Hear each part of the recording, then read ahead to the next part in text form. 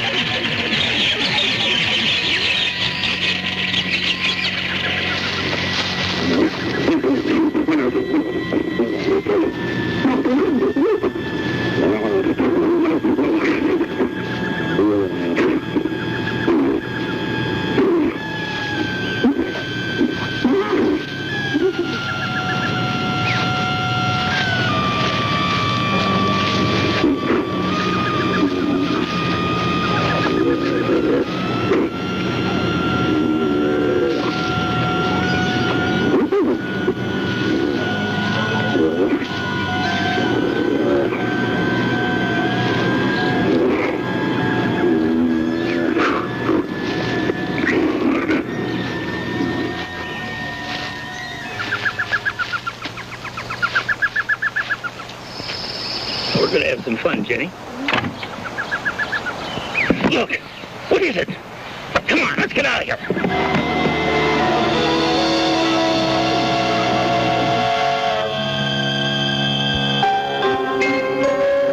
The Pacific Northwest, 1975. Here in this forest, investigators have discovered a set of very strange footprints.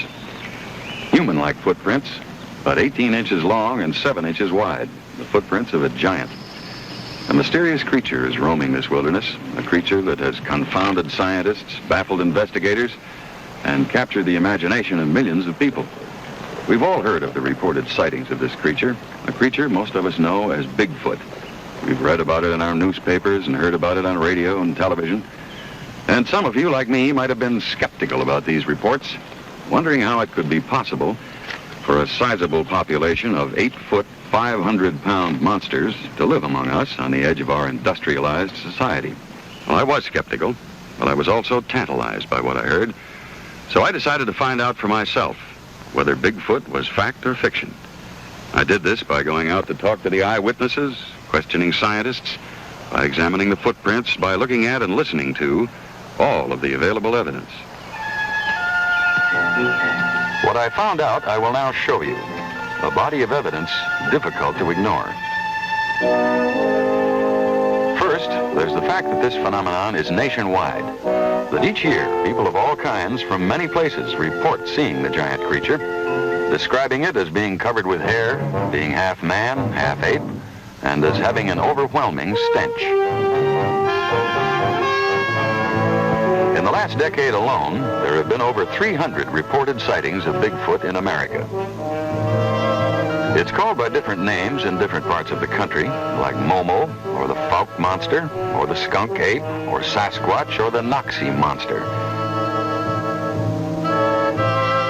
But whatever they call it, the people who see it are all describing the same thing.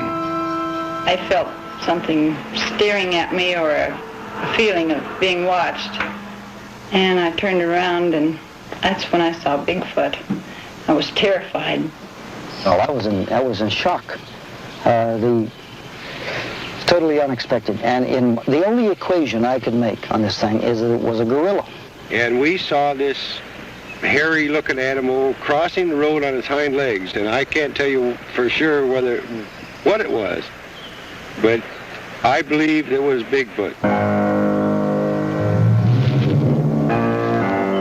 In spite of such eyewitness testimony, there are scientists who say that creatures like Bigfoot do not exist, that such monsters dwell only in our minds, not in our forests. They point out that man has always been quick to believe in monsters, and that these beliefs are born out of the unknown and nurtured by the unexplained.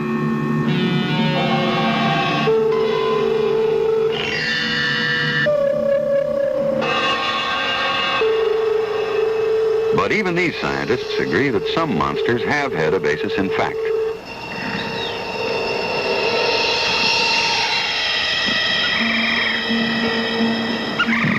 For centuries, Western man had heard rumors about a legendary man-monster that roamed the jungles of darkest Africa. It wasn't until the late 19th century that science caught up with this legendary monster, calling it the gorilla. New legendary creatures are continually being found, like the Komodo dragon and the okapi, both discovered only in this century.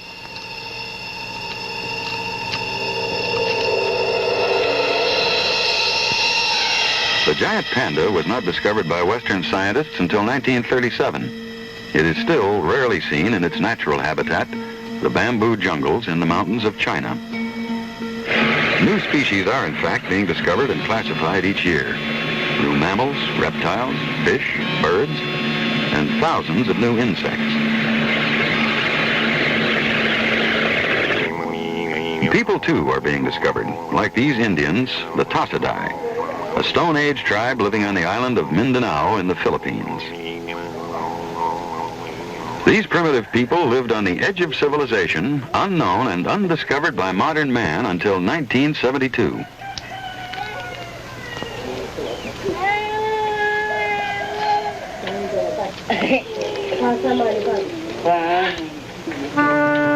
Closer to home is the story of Ishi, the Dawn Man of Redding, California. This sole surviving member of an otherwise extinct tribe of American Indians, the Yahi, lived in the forests nearby Sacramento without modern man's knowing it. When he emerged out of his Stone Age isolation in 1912, he was living proof that creatures like the Bigfoot could live among us without our knowledge.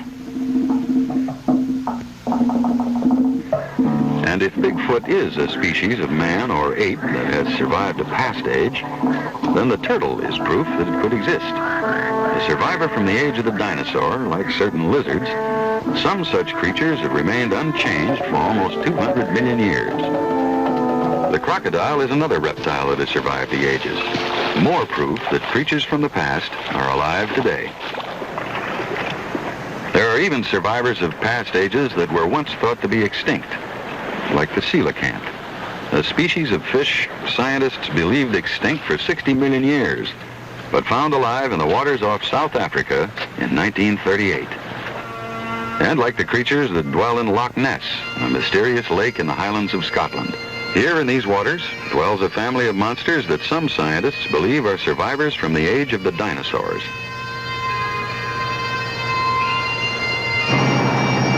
The Loch Ness Monster has been reported seen by thousands of people, by tourists, and by the villagers who live around the lake. And yet for years, the scientific establishment has denied the possibility of the monster's existence. Denied it even though its history goes back to the year 565, when a saintly monk first wrote about his encounter with the creature.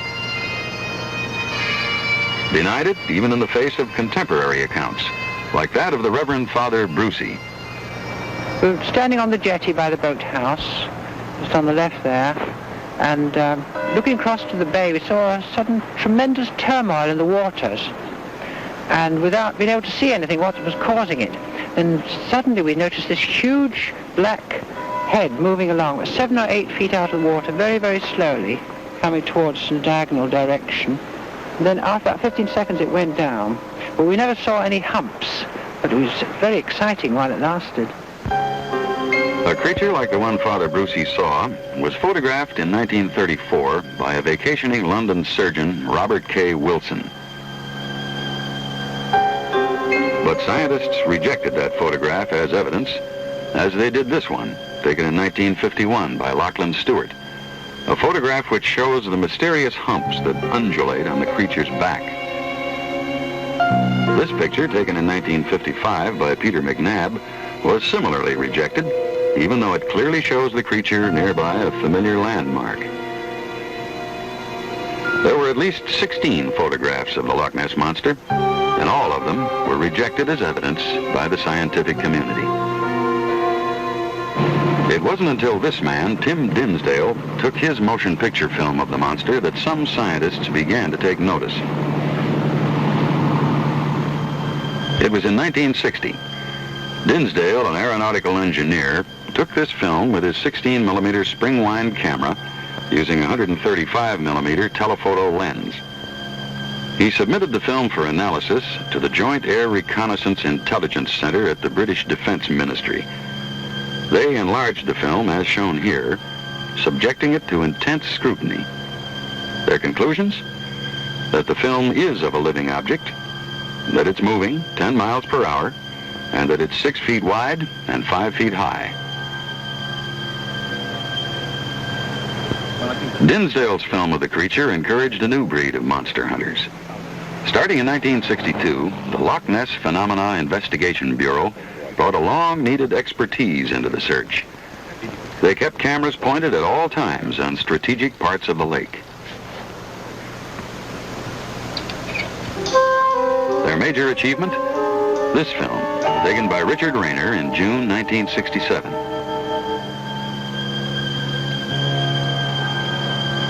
British Air Force scrutiny of this film led to the conclusion that, like the earlier Tim Dinsdale footage, this was a picture of a living object of some size.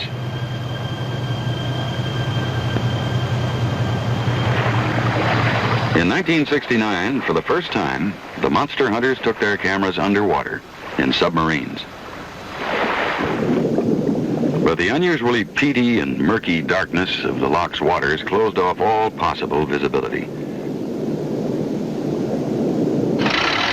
The submarines were considered useless and were withdrawn.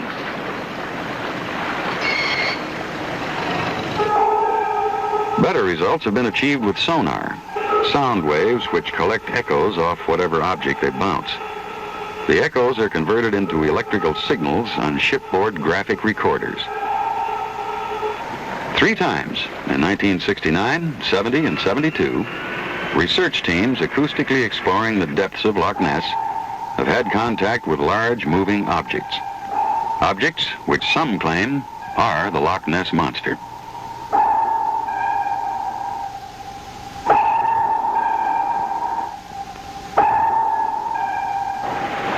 The director of one of these expeditions was a Boston patent lawyer and physicist, Dr. Robert Rines, who 4 times has returned to Loch Ness to try to get subsurface photographs of the monster. Dr. Rines each time has dropped waterproof cameras into the loch. The boy out there? Yes. Well, that's right on the edge of a slope. It's in about 60, 65 feet of water. It's going down. That's it. What we'd hoped to do was to lower this there and have this sink into the silt and so forth.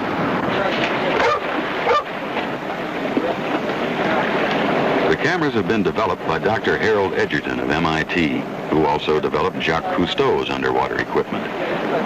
The cameras are connected to powerful strobe lights and sonar recorders, all operated by computers. On at least 2 occasions, objects larger than 30 feet, like the Loch Ness Monster, have passed through the sonar beam. The computers then activated the strobe light and cameras, taking pictures every 10 seconds.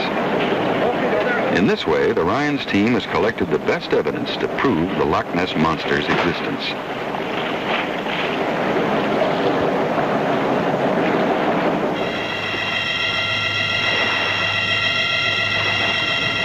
From 100 feet below the surface, they have achieved dramatic photographs, while at the same time recording sonar tracings. Tracings which indicate the passing of 2 large marine animals. On the sonar tracings, even the oft-reported mysterious humps of the creature registered. The photographs are close-up dramatic pictures of a fin, about 8 feet long and 4 feet wide. The fin of the Loch Ness Monster.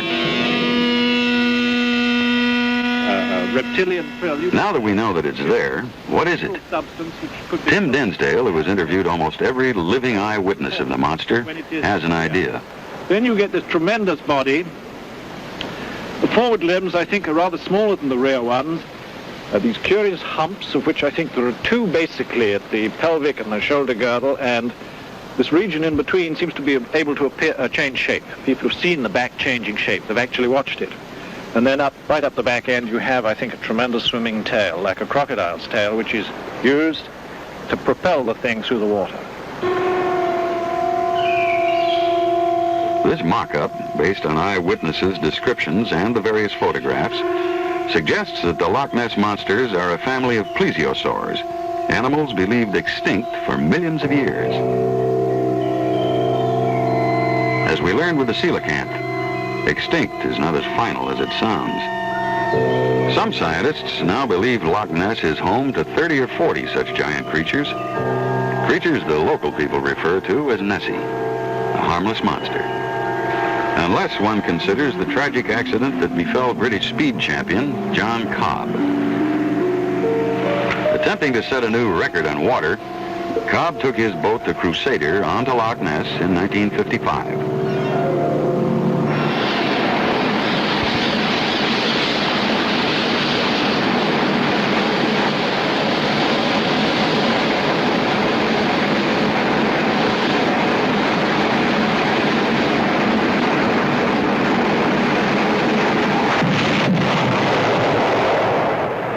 Was killed, his boat striking a mysterious turbulence. Indications are that this was caused by the wake of one of the loch's monsters, which was trying to avoid Cobb's thundering speedboat.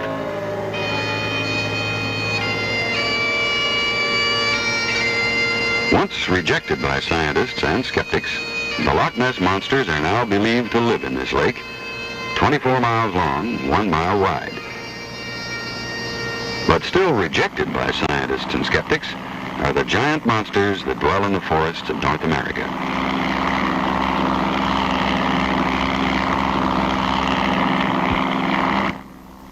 There's still an uncharted wilderness in America where unknown creatures could live. Hundreds of thousands of square miles unexplored by man, mapped only by aerial survey. A wilderness extensive enough to conceal a large population of hairy giants.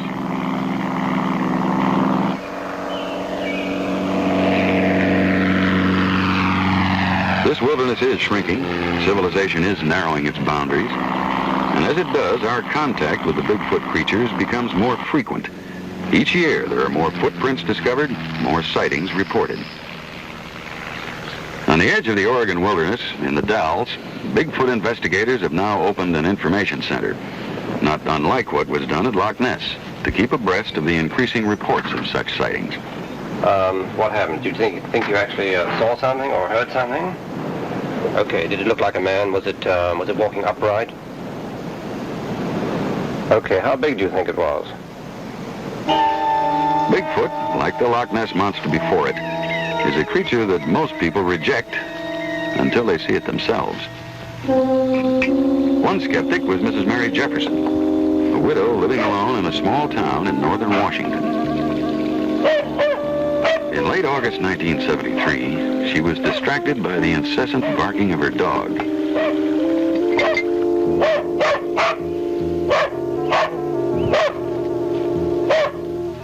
Emerging out of the wilderness, perhaps because of the recent forest fires to the north, came a creature Mrs. Jefferson had never seen before.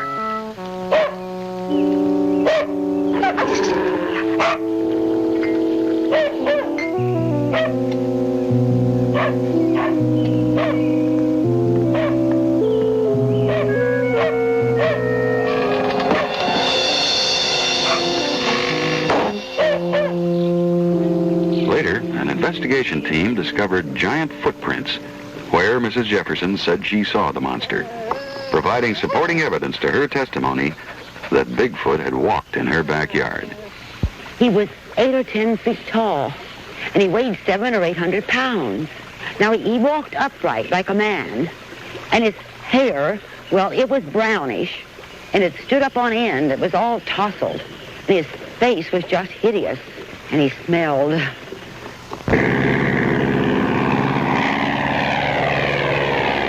The search for Bigfoot in the United States is in its infancy. The search for a relative of the Bigfoot has already been underway in Asia for over half a century. In the Caucasus and Pamir mountain ranges of Russia, scientists have found proof of a Bigfoot creature, which they call the Almista. In the nearby Himalayas, the highest mountains in the world, Western explorers and investigators have pursued the riddle of another elusive man-ape, the hairy giant known as the abominable snowman, or the Yeti. Part of the mountain people's lives for centuries, the snowman only became known to the West in the late 19th century, when British mountaineers began to attempt to conquer Mount Everest. But it wasn't until 1951, when veteran climber Eric Shipton discovered a new pass at 19,000 feet, that actual evidence was collected. Shipton, standing where no man had ever been before, took these photographs of giant man-like tracks. Once a non-believer in the Yeti, Shipton remembers. Well, I must say I felt I had a very strange feeling inside. I've often seen these tracks before, but hitherto I'd always been a bit of an agnostic about the whole question, but seeing these tracks so absolutely fresh and clear, well, there seemed to be no doubt about it at all, and it was that really gave me a very eerie feeling that here one was in the presence of something quite unknown.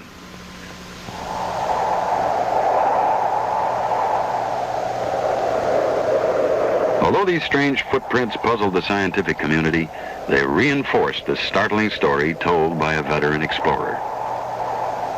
Nicholas Tombazi of Athens, Greece, a photographer and a trained observer, had claimed he saw the abominable snowman on an expedition to Everest in 1925.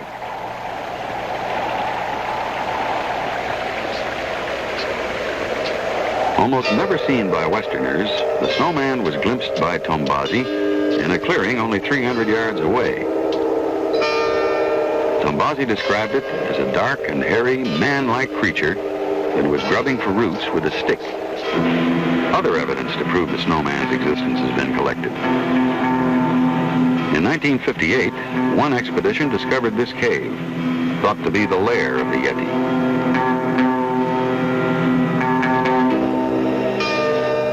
And in 1961, another expedition came across what was believed to be the hide of a Yeti.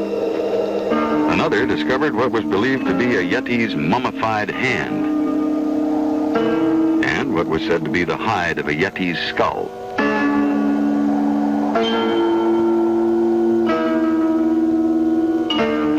Some anthropologists believe that the abominable snowman is a very primitive species of man.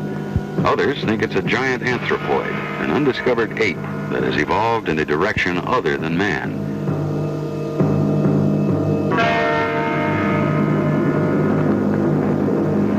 They believe that these giant creatures migrated from Asia to America thousands of years ago on what was once the Bering Straits land bridge, which linked Russia to Alaska.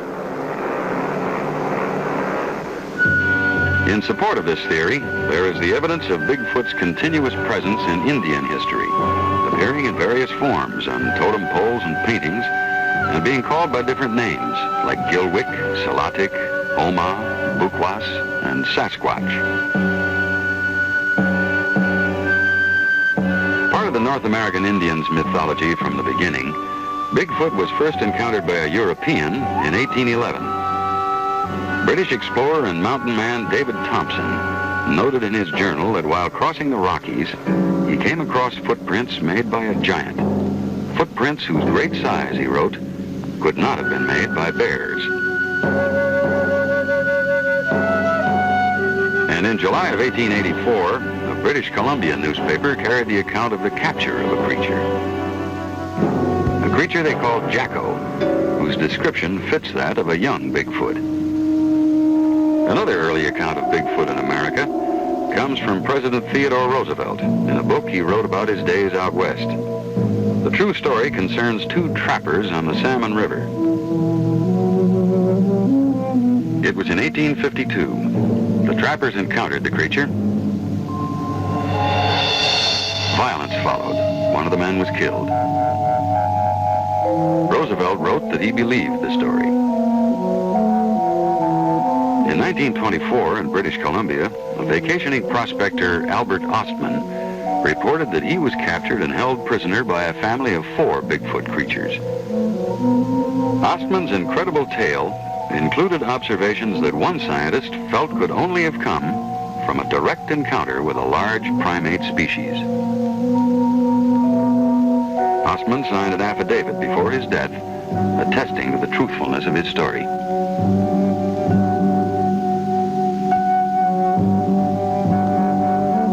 That same year in Washington State, Fred Beck and 4 other miners reported they shot at 2 different Bigfoot creatures. Later, Beck and his friends were attacked by an angry group of Bigfoot giants who tried to destroy their cabin by rolling large boulders onto the roof. These and other accounts make up the long history of man's experience with Bigfoot in the forests of America. Stories from the past, colorful and exciting, and yet by themselves, not quite enough to prove that Bigfoot exists. We need something more. The accounts of eyewitnesses today, people whose stories we can check on firsthand. Such is the story of Mary Lou Bowman of a small town in western Michigan. The time, October 6th, 1974.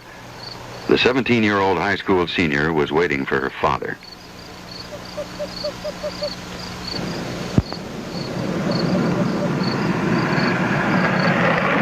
Don Bowman Chapman, a former high school football coach and now a respectable businessman, had never heard of the creature that he and his daughter were about to encounter, had no idea that the dark road ahead beyond where his daughter stood waiting for him held a promise of terror that would soon bolt up out of the shadows. How was your babysitting? Fine, except I didn't know they'd be on so late.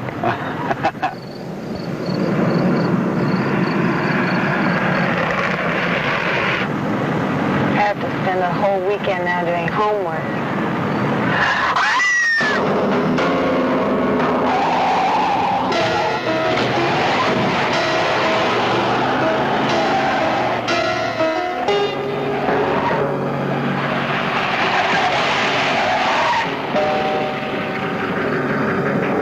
The next day, police found giant footprints in the dirt on the side of the road near the site of the accident. Stories from eyewitnesses like Don Bowman and his daughter are the most compelling evidence for Bigfoot's existence. They are, in fact, Exhibit A in our investigation, and there are hundreds of them. Like this one from former Sheriff Oliver Potter. Like I say, I'm born in the woods, the Cascade Mountains. I know the animals that are here. And this was something different that I had never seen before. A large creature, about 7.5 to 8 foot tall. It was grayish-black in color, and as it went away from me, I seen the backside of it, walking as a man would walk on its hind legs. There were 4 of us in the car when I was the first one to sight it. We pulled up on the freeway and pulled back for optimum viewing. Oh, I'd seen people from the same location and in about the same spot before. Humans up there. It probably was twice the size. And it was a dark brown, just swaying back and forth, sitting on a rock. It moved more or less like a man, and it was about 6-7 feet tall and probably a blackish-brown color. And I couldn't see its face because it was running away from me across the road. And I actually, her and I both saw it disappear into the brush. Like I say, I was born and raised around here, and bears just don't walk on his hind legs that long. Another eyewitness of the creature was Shirley Adams, a teacher and school bus driver in a small town on the coast of northern Washington. A longtime resident of the area, the young school teacher had often heard stories about the giant, hairy, ape-like monster, but she had never seen it. Never thought she would.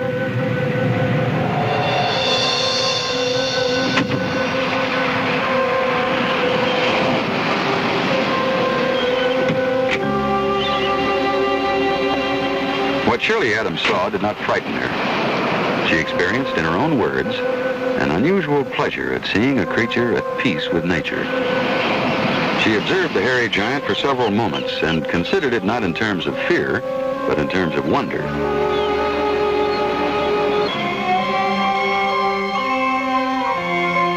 Eyewitness testimony, however, has had little such effect on the scientific community. Eyewitness reports are not reliable. People can think they see things. Their minds can play tricks on them. But Dr. Tippett, so many people have seen Bigfoot. Now, is it possible that they're all hallucinating? Look, see this skull? Now, that's hard evidence, something to test, to deal with. Bring me a bone or a skull or a carcass, and then maybe I'll believe in Bigfoot. Look, hundreds of law-abiding, respectable people have testified that they've seen Bigfoot. They've signed affidavits to that effect. They've even subjected themselves to examination under hypnosis. And yet the scientific community completely disregards such testimony. It's unreliable. Now, isn't it possible that science doesn't know how to use oral evidence? I mean, how to evaluate it, let's say the way the law does. Now, isn't oral testimony the basis of our judicial system? Well, I don't know. Science needs something concrete. Why, for instance, hasn't a hunter ever been able to find the remains of a dead Bigfoot in the forest? I mean, there have been so many people through the area where this thing supposedly has been seen, yet nothing. A valid question. To find out the answer, I talked to anthropologist Dr. Lawrence Bradley. Well, in reality, very few bones are ever found anywhere in the forest. When an animal dies, it's immediately eaten by another animal. This is the disposal service of nature at work. I go up in the woods in Oregon and Washington all the time, and I'd never seen the remains of bears or even mountain lions. And these animals are in abundance up there. Dr. Bradley, it's been suggested by some people that maybe the Bigfoot creatures bury their dead. That's remotely possible. If Bigfoot is, as some of us think, a humanoid, a species of animal more man-like than beast. But it is possible. Yes, but it's a proposition completely rejected by my colleagues. But then my colleagues completely reject the possibility of Bigfoot. Bigfoot, most scientists say, cannot exist. But Dan Malachny of Deer Lodge, Montana, disagrees. I don't care what other people think. I saw Bigfoot 10 years ago. I was with 11 other Boy Scouts at the time. And we were camping 18 miles south of Butte in the Deer Lodge National Forest. We had walked in to the forest about 5 miles that day. It's not over yet. We got another mile. John, did you get a new OA flap? Not yet. I started another hour's service. Oh, God, my boots are killing me. You're not the only one, man. They went down in there and they found cars smashed. After setting up camp, Dan and his friends ate dinner and then sat around and talked, telling jokes until bedtime. The boys were all in their bedrolls and fast asleep by 11 o'clock.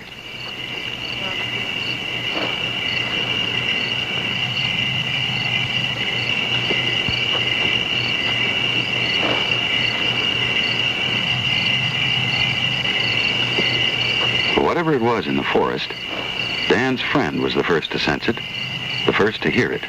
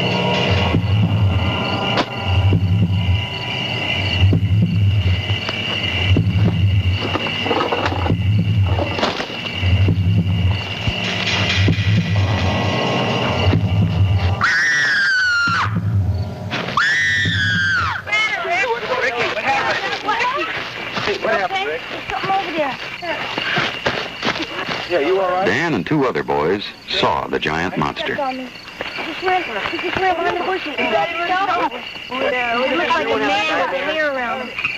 It took us a couple hours to get back to sleep.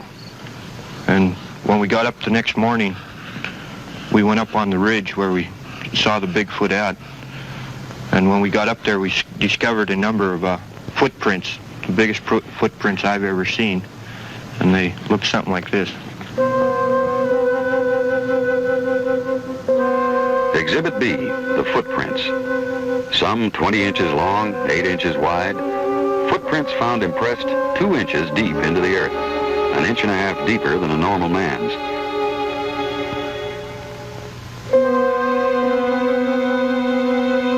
Footprints that show that a giant walks here, moving on 2 feet as a man moves.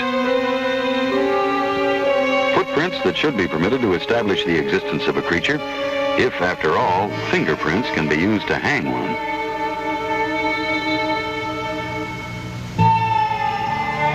These footprints, however, in spite of their number, do not convince the scientific community that Bigfoot exists. These scientists maintain that nature plays tricks with footprints, especially in the snow. Footprints, they say, change shape and grow larger as they continuously melt and refreeze.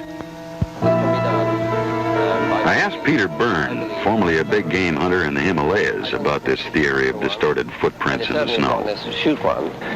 Small footprints do melt out. This is true. Footprint of a deer, say 2 inches across, may become 5 or 6 or even 7 inches across when it melts. But they do not melt with any uniformity. So that if you had a line of these footprints, the melted footprints of a small animal, they come out completely out of any uniformity, different shapes, squares, circles, oblongs, and so on. And I think it's ridiculous to suggest that a small animal and the melting snow could really make a Bigfoot track. Some believe that the giant footprints are made by bears, who, as they move, place their hind feet into the tracks of their front feet. I don't think this is possible. The footprints that I've seen are very definite. They're very definitely the foot of a large bipedal hominid, a human-like creature with 5 toes. When you get an overlap, you get a confusion of toes and heels and so on. These are clear-cut footprints, and in my mind, there's no mistake. They could not be a quadruped. If the footprints are not distorted by nature or made by a quadruped like bears, scientists say they're footprints made by hoaxers, like Ray Pickens of Chehalis, Washington. 7 times, beginning in 1971, Pickens has tracked the wilderness with bogus Bigfoot tracks. His purpose? Not to fool the scientists, but to fool the monster hunters. He tells us why. Well, we were sitting there having coffee at this Arden Cafe, and 2 gentlemen came in, and they was asking us about Bigfoot. We said, well, we didn't believe in it. And one gentleman says, well, you hicks around Arden probably wouldn't. And I turned to my friend, which his name is Harvey, and I says, Harvey, we're hicks. What are we going to do about it? And he says, yeah, what are we going to do about it? I says, we're going to show them who the hicks are. And then I went home and made boots. Hoaxers have fooled the experts occasionally, but anthropologist Grover Krantz of Washington State University insists that fakers could not have made all the giant footprints.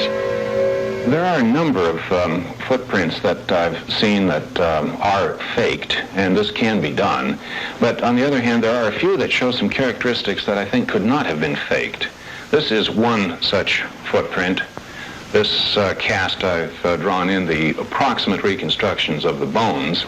This is a crippled individual where a couple of bulges have extended out between adjacent bones on the outer edge of the foot. If this had been a human foot, these bulges would have been farther back, but they're shifted forward, making the heel longer and the front of the foot shorter. This is exactly what is required for a foot that's going to carry perhaps an 800-pound body. Now, I don't think any faker could have thought of it and figured this out and adjusted his footprint accordingly. A fake footprint is just simply an expanded, enlarged footprint or enlarged copy of a human foot. With this convincing background, I now thought it best to talk to a trained observer who personally discovered such giant tracks, like newspaperman Ed McLarney of Stevenson, Washington. I turned my head and looked in the direction Marv was pointing. Down below us, for as far as the eye could see, were 2 sets of tracks coming parallel up this terrifically steep ridge. They crossed the road. We walked up the road just a little bit farther, and they crossed the road right in front of us. Big, big tracks. They were firm tracks, and obviously the kinds of tracks that people have talked about when they describe Bigfoot.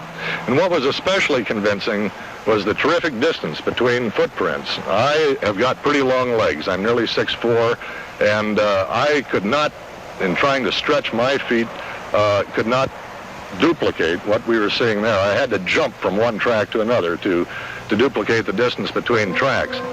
In the first place, I do not think that any human being would have been physically capable of marching up that ridge in that deep snow. In the second place, that superhuman strength was required to do it.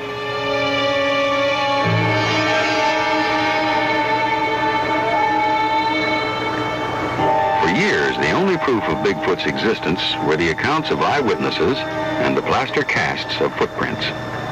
It's only now, during the last decade, that proof in the way of physical evidence has begun to be accumulated. Here, in these woods, in a remote region of the High Sierra, some of that evidence has been collected. It was in the fall of 1972, and three men, Alan Berry, Rick Murphy, and Tim Sawyer, had just discovered human-like footprints 20 inches long. They'd heard about the creature called Bigfoot, but they never thought they'd encounter it. The men were relaxing after a hard day in the woods. I'll tell you, the next time we're coming out, he's doing the cooking, not you. All right, I don't need any ribbing about that, yeah. Phil, you know. I told you guys I came up here as the guy. The guy! You believe that? Listen, next time, Mel can do the cooking. Huh? That's a good idea. Well, I'll go home with Berry. I told you like the guy. Hey, what's the matter? Did you see? Listen.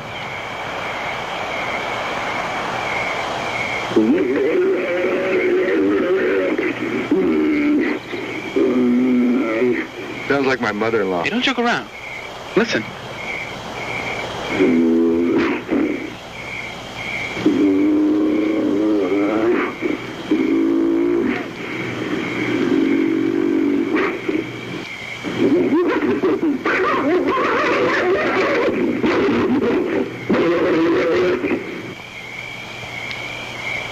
I never heard anything like that before.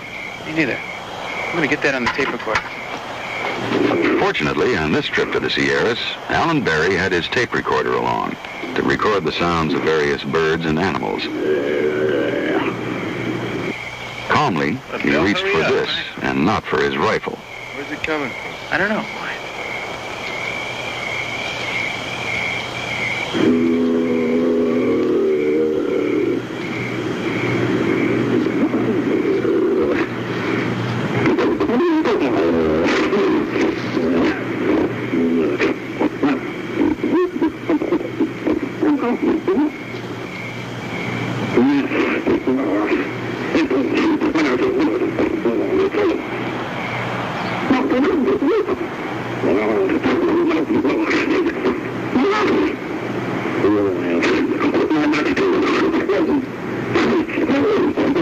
Sound tapes recorded by Alan Berry to Dr. Robert Sheldon.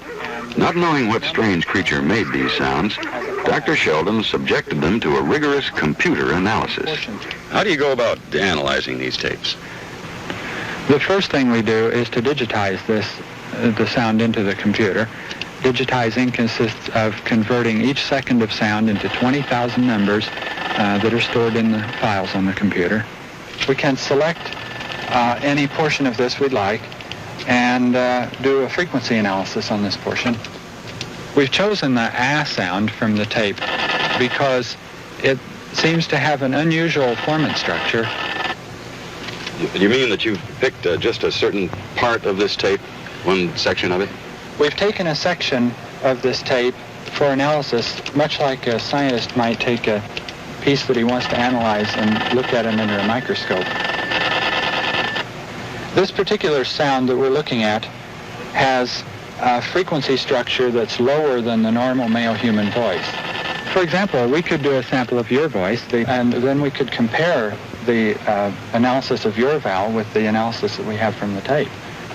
You can speak into the microphone here, and we can record that into the computer. Just say ah. Ah.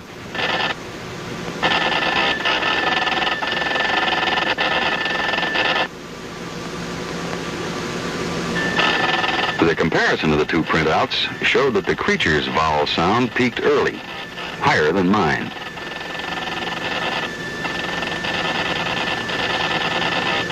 My sound edged out at a secondary, lower peak. I asked Dr. Sheldon what he could learn from these comparisons. Human male has a vocal tract on the average of about 17 centimeters long. This analysis tells us that based on the formant frequencies of this sound, we would have a vocal tract of about 25 centimeters long. You see, so that could give you some idea of the size of whatever creature made the noise. Yes. We could say that the vocal tract that produced these sounds would have been at least 50% larger than a human male. And that means that if I'm over 6 feet tall, the creature that made this sound must be over 9 feet tall. That's probably true, yes. Are there any other tests that you can do to analyze the tape? We can do what we call a formant track. It's similar to a voice print. It's a newer and better way to do a voice print analysis on the computer. We can look at the movement of the frequencies and say something about the articulatory flexibility. During the 15 minutes of sound on this tape, we have examples of 3 vowels, a, and o, but nowhere on the tape is there the sound e. Now, the sound E requires moving the tongue forward in the mouth. And if we look at the physical structure of, say, a gorilla, the gorilla has the neck at a different angle, and it's impossible for the gorilla to move his tongue forward in order to make the E sound. The fact that we don't see this sound on the tape suggests that this creature perhaps did not have the ability to make that sound. Do you know what made these sounds? No, I don't. Well, the first Exhibit C. Is digitize this into the sounds made by an unknown creature, probably Bigfoot. That consists of sounds that seem to indicate that the creature is more man than ape. Similar sounds to those heard by Alan Berry and his friends have been heard by others, by those on expeditions searching for Bigfoot, and by men like Hal Williamson of Idaho. Williamson, a longtime fisherman and outdoorsman, was vacationing in British Columbia, Canada, when he first heard the strange sounds, coming, it seemed, from a great distance.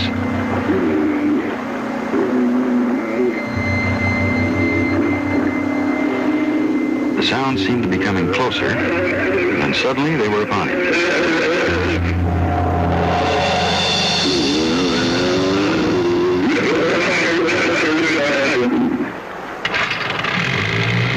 Confident sportsman, Williamson was determined to find out more about the creature he heard and saw.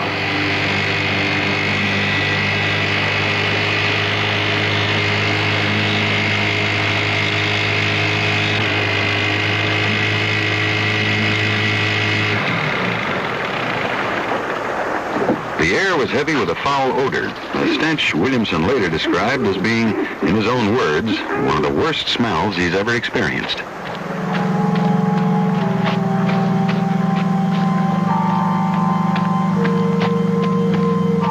His curiosity outweighing his fears, Williamson, unarmed, made his way to the area where he had spotted the Bigfoot.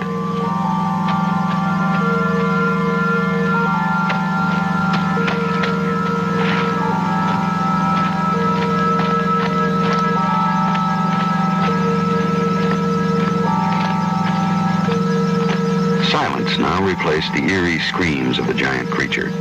But the stench in the air told Williamson that the monster was still nearby.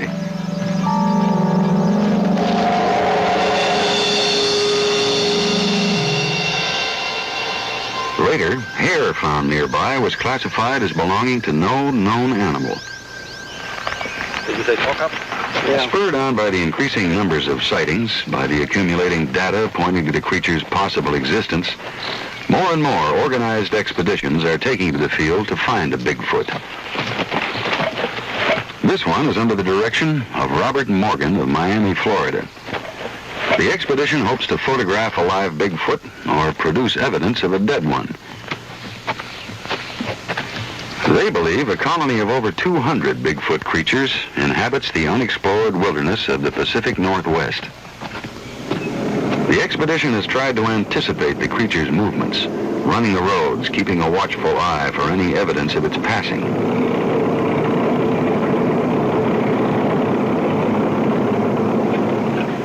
Thinking Bigfoot to be a nocturnal creature, they're prepared to penetrate the darkness of night with special light amplification viewing devices.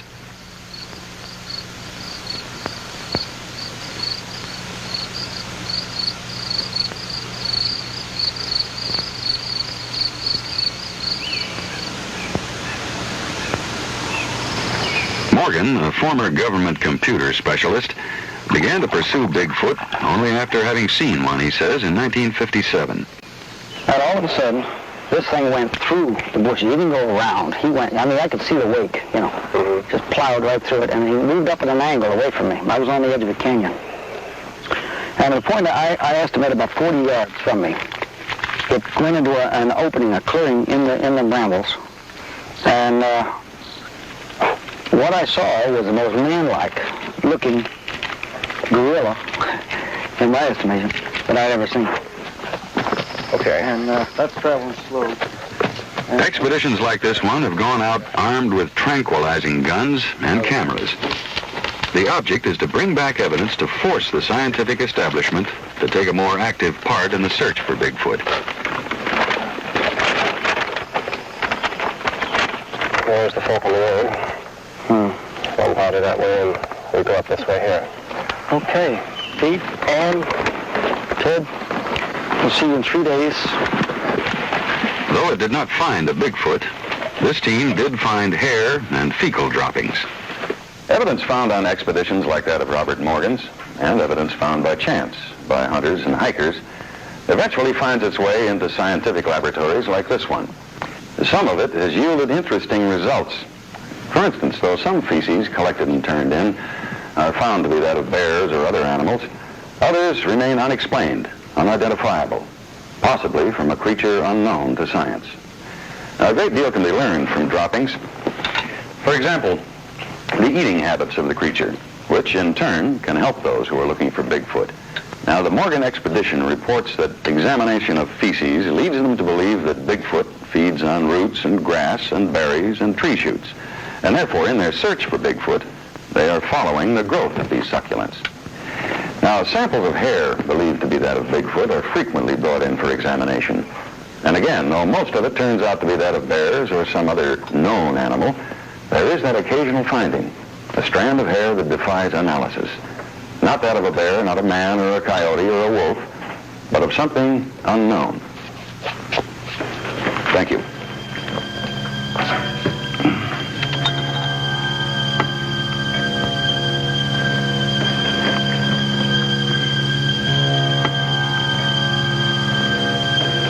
Several times such hair samples have stymied scientific definition. Now, these hair samples were found at the site of giant human-like footprints and after a sighting of a Bigfoot creature. The hair samples, then, should be labeled Exhibit D, a piece of evidence which the United States Army has endorsed in its official engineering atlas covering the state of Washington. In a section about the wildlife of the state, Sasquatch, or Bigfoot, is featured. The text goes on to report that hair samples sent to the FBI labs have defied analysis. Exhibit E, the Minnesota Iceman. What might have been the only body of a Bigfoot ever found by modern man. At first, nothing more than a carnival exhibit, a rotting corpse partially visible in a block of ice. Later to be thought of by at least 2 international scientists as an unknown large primate, perhaps the dead body of a young Bigfoot. This unusual evidence mysteriously disappeared in 1968.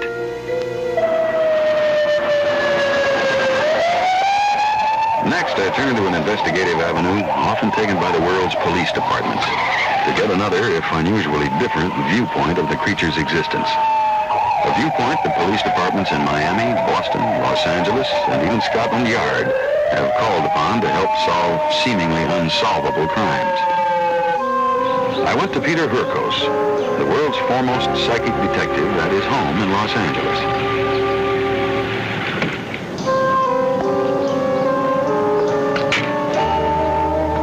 I took with me, unknown to him and concealed in a suitcase, a plaster cast of a giant Bigfoot footprint.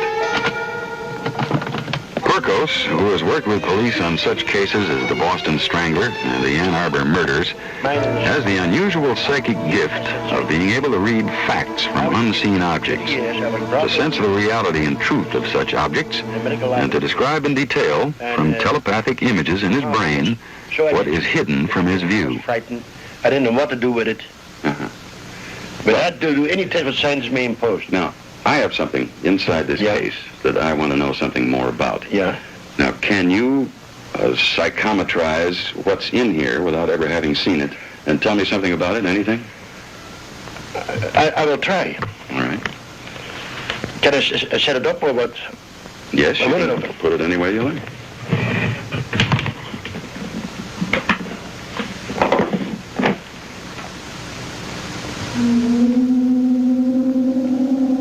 That's in half man, half animal.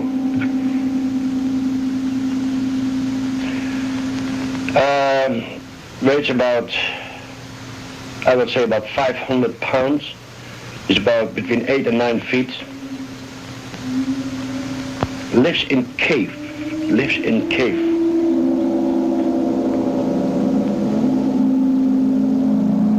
Eat part of animals, the intestine and animals eat, and also berries and green stuff. It's not a gorilla. It's like a man, strong chest and long arms. Normal fingers like we have, very hairy, long hair and short beard type. Peter, do you want me to draw the picture the way I see the... Will you? Yes, sure. I have paper.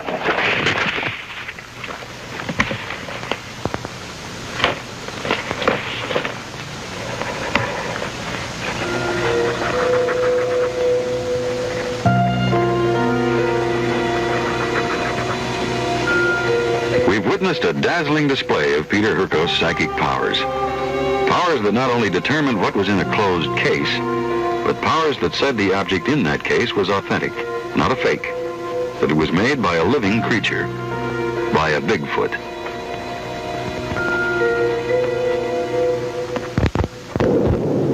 Exhibit F, Peter Hurkos, the vision of a psychic detective. For Exhibit G, I traveled to a small Washington town not far from the Canadian border, increasingly more intrigued by the abundance of psychic and physical evidence. The most compelling evidence for Bigfoot's existence, however, remains the eyewitness reports. And the most compelling of these are when the creature has been seen at the same time by more than one person. Now, in police work, this is called corroboration, and it's another way to establish the truth. Now, there are scores of such corroborative stories in the Bigfoot investigation, but the most interesting to me are these. This file contains the accounts of over a dozen sightings of Bigfoot, all taking place within a 30-day period in this small Washington town. It was during a salmon run on the river, and Mr. and Mrs. Tom Stern were the first to encounter the creature.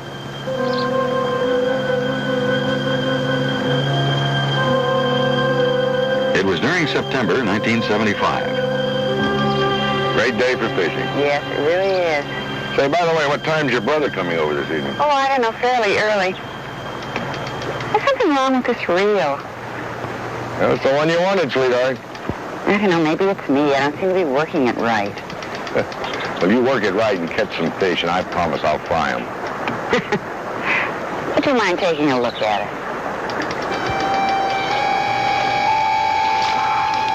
What is that?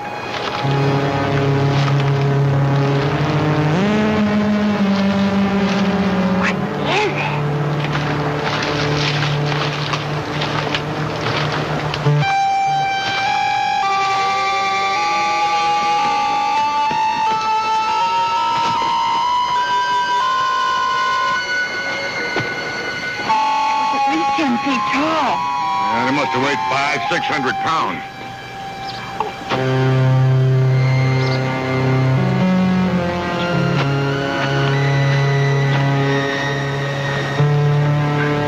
It's twice my stride. Mr. and Mrs. Stern's sighting of the hairy creature, backed up by their discovery of giant footprints, was to be followed by a more terrifying experience.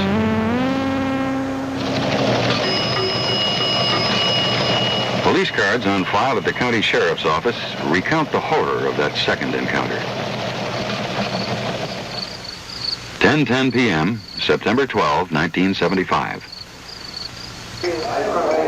Rita Graham was alone in the living room watching television.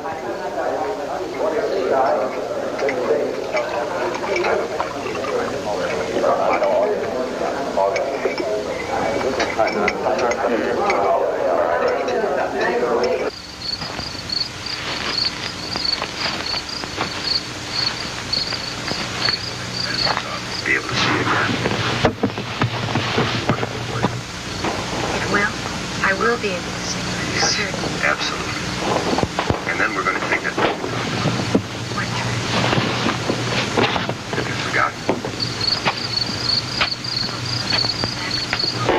Mexico. Was that it? Yes, dear, Mexico. The two of us alone? Where we are. Together. What do you like? Swimming. Margaritas. Have you heard from Mary? No. I think she sent some flowers. There's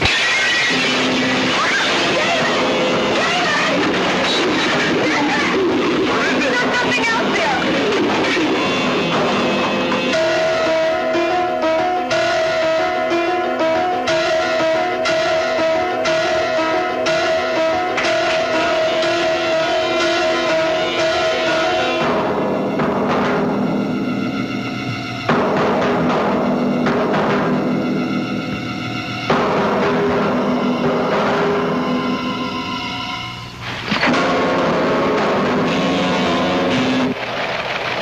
There were 10 more such sightings in the town within the next 3 weeks, the most dramatic of which took place in the early morning hours of September 16th, while 3 Indian youths were fishing on the Nooksack River. John Green, 31, a recreational director for the Lummi Indian Council, and 2 friends were taking turns drifting down the channel, trailing their nets, fishing for salmon.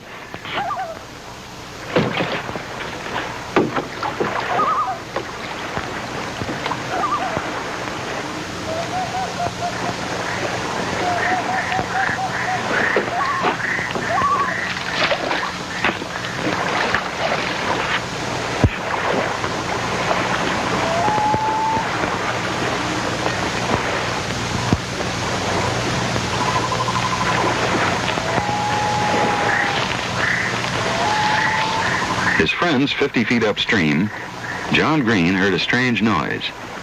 He became aware of a strong, unpleasant smell, felt something tugging at his nets, but he saw nothing.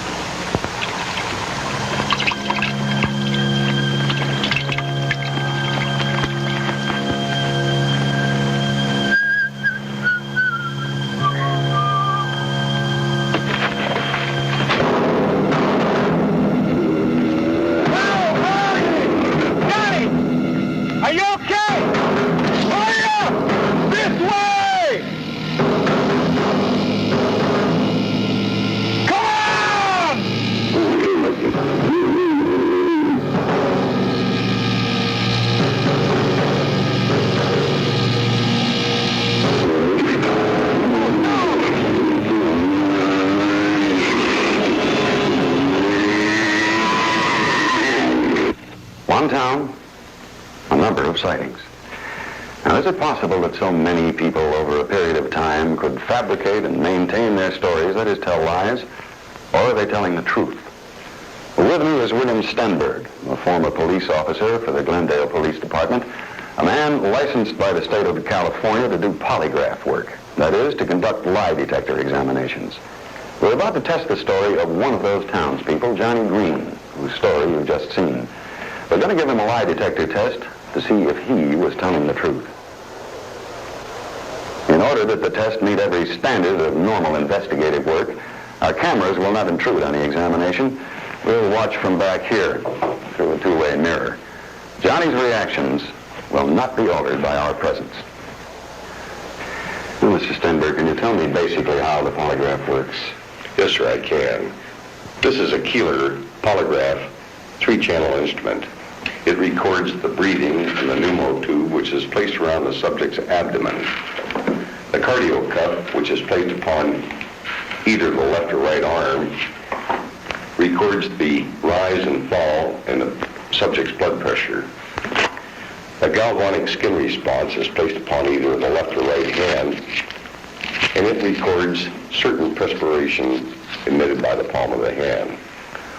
All the reactions are recorded independently by the 3 pins, the pneumo, galvanic skin response, and the cardio. All questions require yes or no answers. moment, John. Test about to begin.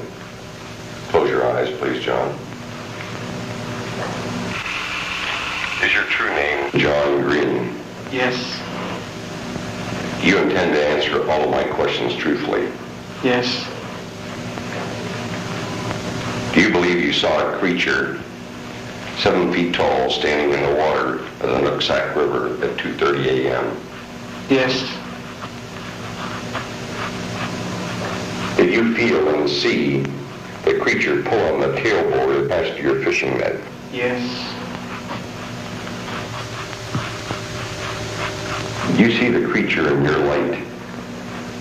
Yes. Were you truthful to me when you described the creature 7 feet tall, heavy build, covered with hair and a head shaped like a gorilla? Yes.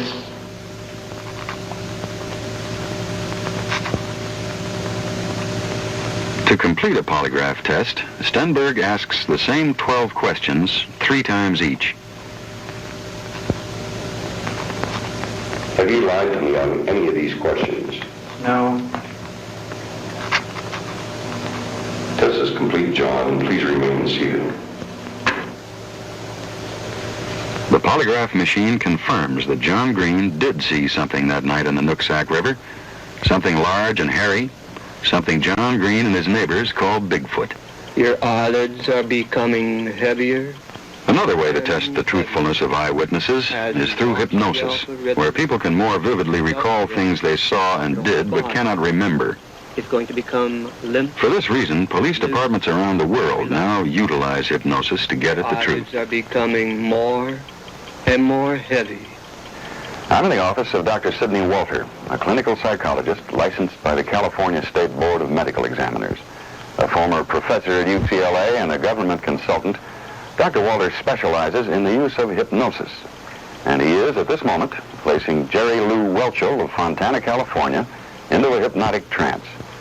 Now, Jerry Lou has already told me that she, her girlfriend, and 2 children all saw Bigfoot one night 6 years ago. Dr. Walter will now test her story under hypnosis. You're back into the summer of 1968. It is summertime of 1968. It is summertime of 1968. You're going to call up your girlfriend, Kathy. You're going to get into your T-Bird and drive towards that location, and you're going to relive and experience everything in detail, step by step.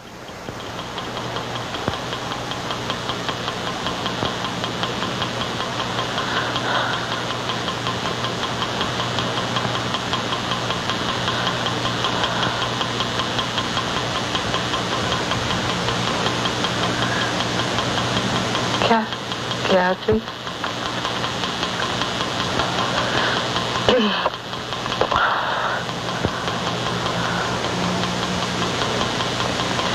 Kathy, it's Jerry. Is Gene over to your house? Oh, you just left here. Yeah.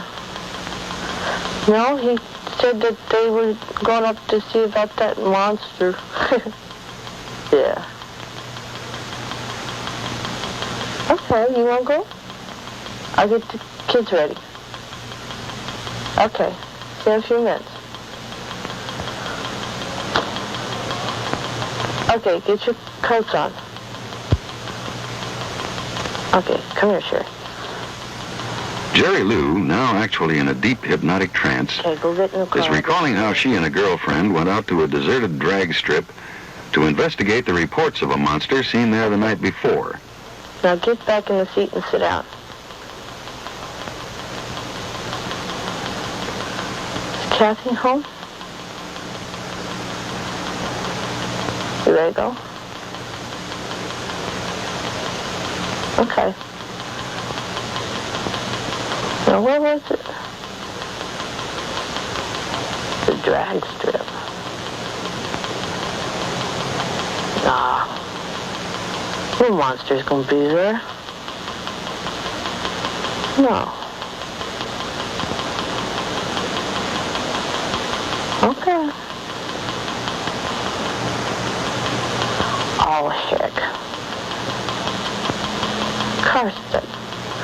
Nancy, look out. Get down, get down, get down. Oh.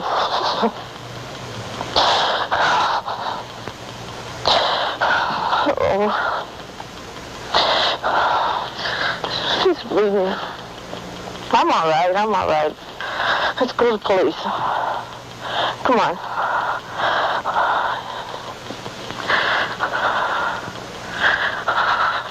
Drift deeper and deeper into relaxed state now, Jerry. Drift deeper and deeper into relaxed state. You could hear me clearly. Let your whole body become calm and relaxed. Now you can recall scenes as I ask you questions.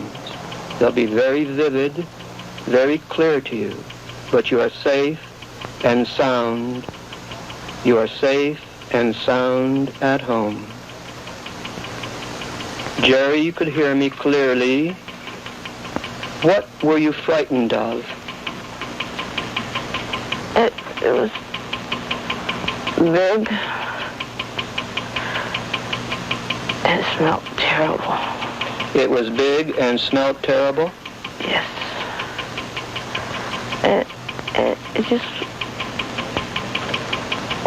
It smelled terrible. It smelled terrible. Can you describe what frightened you even more? Most of all, is it getting to the kids. It's terrible. It's terrible. It was like I can't explain it. It's just big, hairy, and it hurt me. How big do you believe it was? Using hypnosis as a tool to help us establish the truth, we have verified an actual eyewitness account of an encounter with Bigfoot. What touched you, Jerry? Exhibit H, the still photographs. This one taken in 1965 in Oregon by an experienced woodsman, Zach Hamilton. And this one taken in 1974 in British Columbia, Canada, by an Ohio woman on vacation.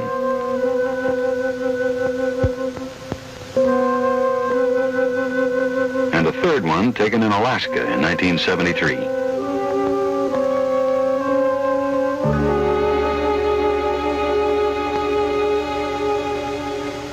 Pictures of the creature would seem to be all the proof that's needed to confirm Bigfoot's existence. And the most famous picture of Bigfoot is this one, taken by Yakima, Washington rodeo rider Roger Patterson in 1967 in Bluff Creek, California. Patterson took about 28 feet of motion picture film, the most controversial film of its kind. It startled the scientific world. Anthropologist Grover Krantz of Washington State University, Dr. Donald W. Grieve, a London scientist, and Dr. Dmitry Donsky, the chief of biomechanics at a Russian institute, all studied the film, and they could find no reason to doubt the film's authenticity.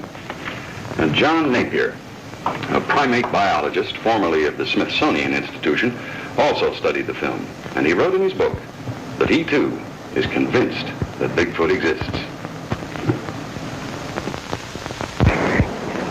Patterson took his famous film while on an expedition with a colleague. They were tracking down the giant, hairy, man-like monster. Patterson had been searching for the creature for 8 years.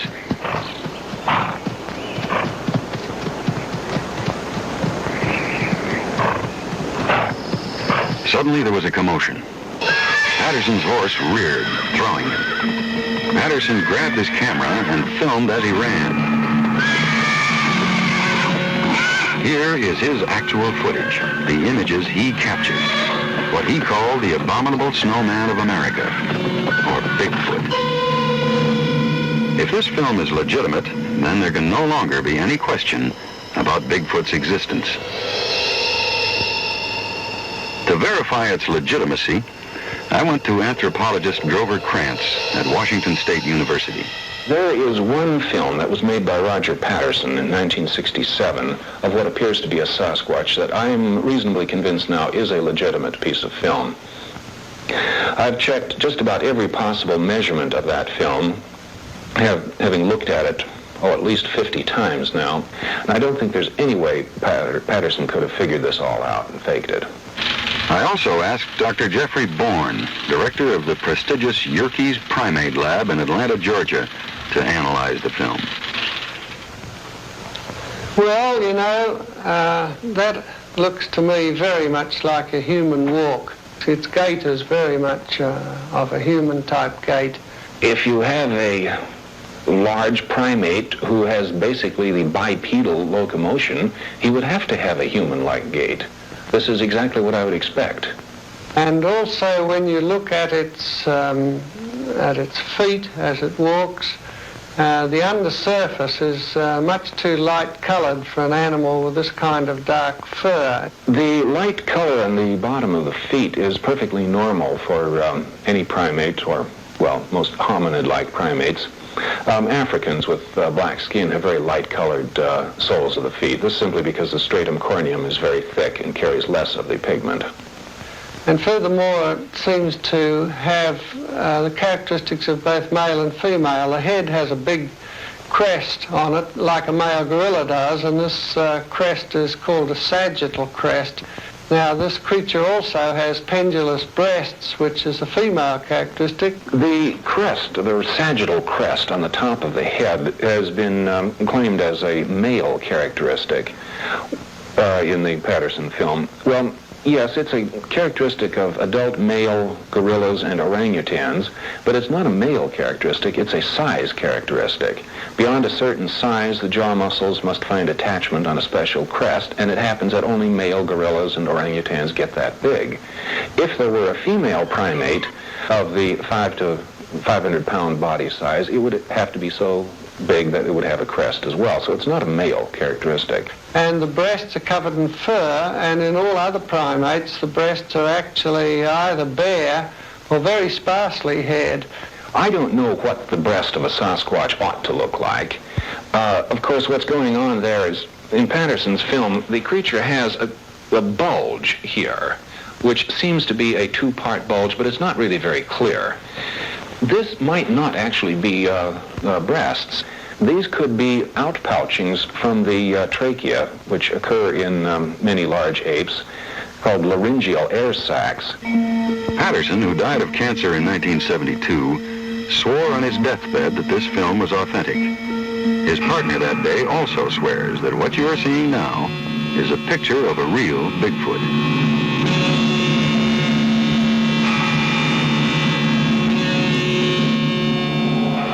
Satisfied with this evidence, some scientists are now trying to classify the Bigfoot creatures, declaring them to be perhaps a more evolved species of a fossilized ape, a more man-like Gigantopithecus.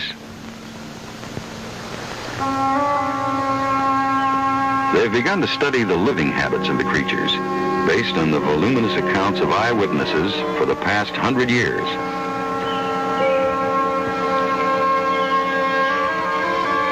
They've determined that there is a large colony of the creatures, perhaps 200 of them, centered mainly in the Pacific Northwest. They're nomadic creatures who travel in small groups and oftentimes alone, following the food supply. They're mainly vegetarians, eating roots, berries, fruits, and nuts. Some have been seen, though not frequently, eating small rodents like field mice.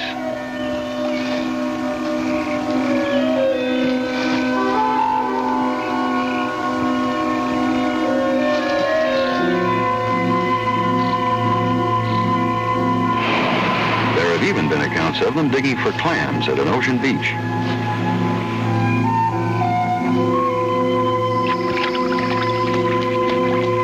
Bigfoot creatures have also been seen pulling fish from the streams and taking them from fishermen's barrels outside their homes.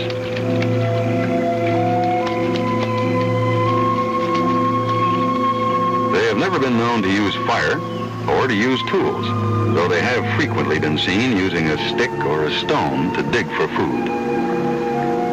They build no permanent dwellings, making their beds under trees or in caves. They sleep mostly during the day, traveling and looking for food at night, finding safety in the darkness.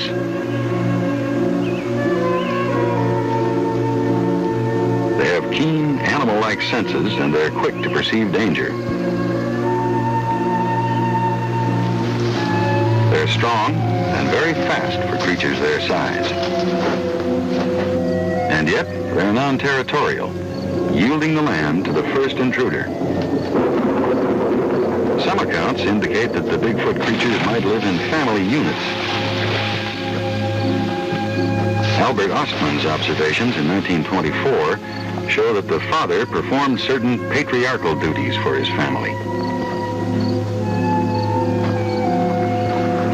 The young of the Bigfoot probably enjoy a longer childhood than do most creatures in the wild. They're dependent on their elders for food, for protection, and for instruction in how to deal with the wild animals in the forest and with man.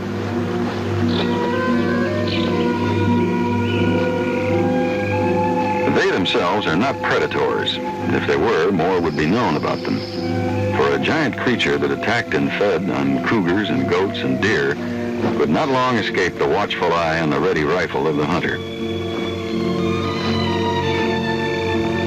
They're shy and wary creatures, apparently gentle toward both man and beast, creatures alive to the possibilities of the wilderness. They're elusive creatures, hard to catch a glimpse of. Creatures perhaps like man, still evolving into a higher order. There are some who believe that the Bigfoot creatures are man, primitive man, and as such are entitled to all the protection our society offers other men. One true story that illustrates Bigfoot's human likeness is that told about an Oregon high school teacher, William Lawrence. Lawrence was driving with his wife, Kathy, on a backcountry road in the spring of 1973. A lot of good fish around here, especially this time of year. See everything you want, you get. Son of a... You see that? I'll get my rifle and get a shot at this thing.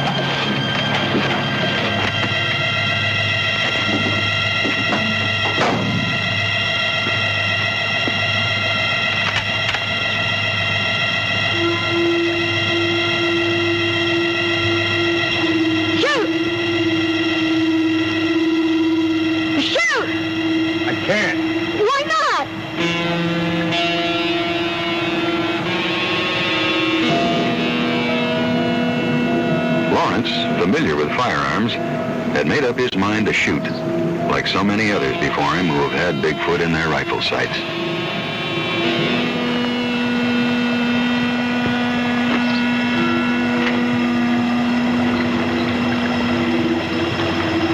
I can't. It looks human. Unable to shoot, Lawrence later described Bigfoot as having the eyes of a thinking creature, not the eyes of a wild animal. Man or beast? What it is still unknown. Some believe that Bigfoot is a kind of ape, undiscovered by science, or a prehistoric species of ape thought to be extinct. Others speculate it might be the so-called missing link, or even early man. Whatever it is, the volume of evidence seems conclusive. Our Earth is host to such giant creatures as the Bigfoot. There are the sightings, corroborated by hypnosis and polygraph tests, the footprints, the sound recordings, the photographs, the films, all enough to prove that Bigfoot is as much a part of our life as the gorilla or the Loch Ness monster. Bigfoot is today free to roam the forests of America, living off the land but leaving no trace of his passage except for an occasional footprint. He's gigantic and powerful, and yet he harms nobody and destroys nothing. He is at peace with the wilderness. But this wilderness is vanishing. Each year, the press of civilization converts our forests into towns, our meadows into roads. The land the Bigfoot lives on shrinks. Soon they may be driven from their wilderness cover, like Ishi, the dawn man of Redding, California, and we will at last know what they are. And then there will be no more skeptics.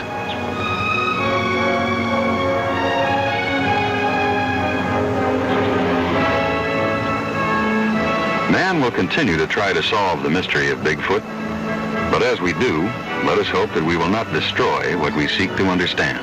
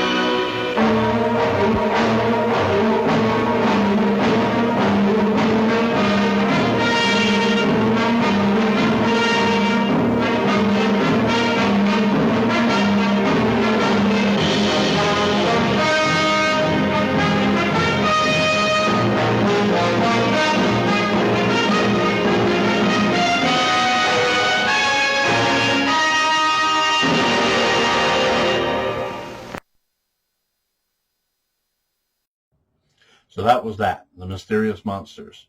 Did you like it? I did. Well, you know, if you don't believe in this stuff, it's not going to convince you, but hopefully it will at least have entertained you. Pretty much the same can be said for our next movie, The Outer Space Connection. I misspoke earlier. This isn't a Sun Classics film, but it's from the same time period and, you know, the same sort of documentary, I guess. So that's why I got it confused. It's an Alan Landsburg production. But still, it's a documentary, which means it's true. Yes, I also believe in life beyond our Earth. And I also think that there's a bunch of mysterious stuff way down in the depths of the ocean, the uncharted places that we have yet to go checking out. That's how it is. Rod Serling's narration in this is really good. It holds up pretty well, I think, except for, you know, there's a prediction that they give about 2011, which definitely hasn't come to pass, at least not that I'm aware of, not that was publicized, and not that anybody I know is aware of. So who knows? Maybe it did happen. Maybe select groups witnessed this phenomena. I didn't, but who knows? Again, if you don't believe in this stuff, it's not going to convince you. But if you do, it's pretty good. And regardless, it will entertain you. And, you know, Rod Serling, how can you go wrong? All right, we're going to roll an intermission, and then we'll get right into The Outer Space Connection.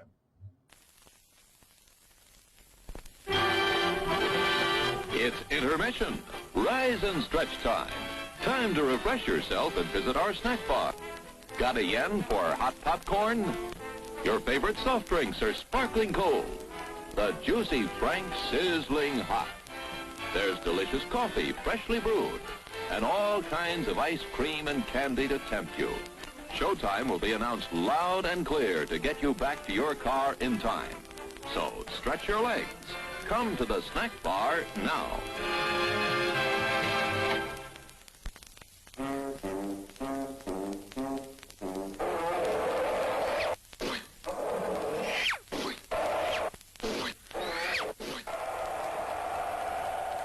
5 minutes to go. Sizzling hamburgers grilled to your taste. Steamed or grilled hot dogs. Popcorn rich with hot melted butter.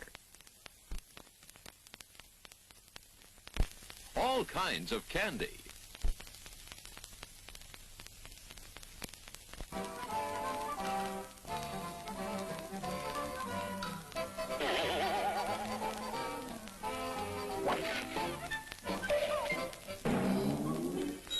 Minutes to go to showtime. I'm sorry, sir. This is a private mountain. But I only wanted it. This mountain is reserved for patrons of drive-in theaters. But it's a supply depot for all sorts of good things, which people can get at the snack bar. Like soft drinks, hot dogs, good hot coffee, candy bars of all kinds, delicious popcorn, and refreshing ice cream treats. But I am a patron of this drive-in. Well, why didn't you say so? Be our guest.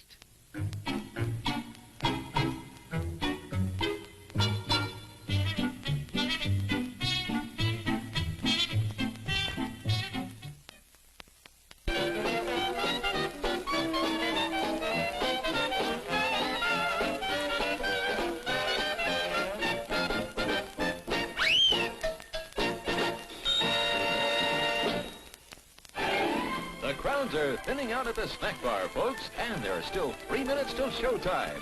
You can easily make it for something that'll just hit the spot. How about it? Don't waste a second of refreshment time. You'll find such an appetizing assortment of refreshments at the snack bar, you won't be able to decide what to ask for first. All of your snack bar favorites are there, including fresh peanuts, hot popcorn, and candy of all kinds.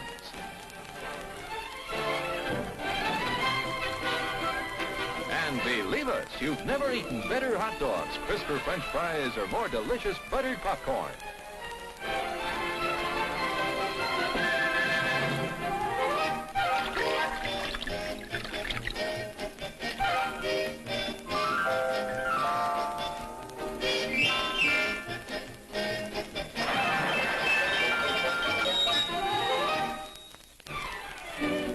Minutes to go to the snack bar for a quick refresher before showtime.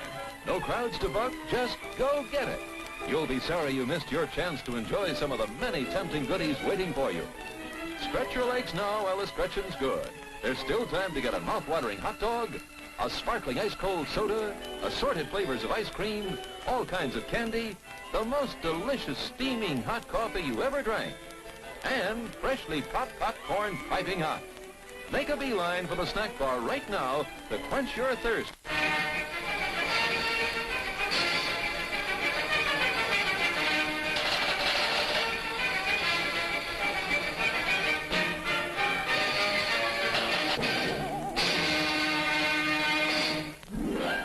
One minute left to top off the evening with a treat from our snack bar. Still time if you hurry. Last call for refreshments, folks. Go right this second to get something good to eat and drink to enjoy now or during the rest of the show.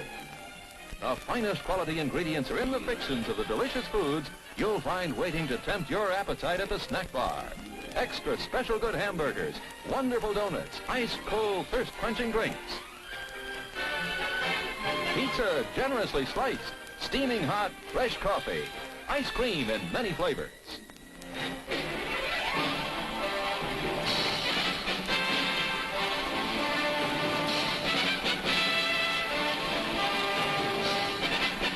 It's showtime, folks.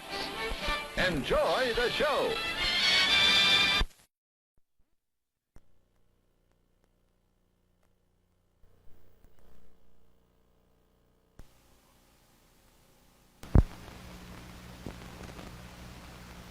The motion picture you're about to see was filmed by 4 teams of cameramen in more than 120 locations around the world.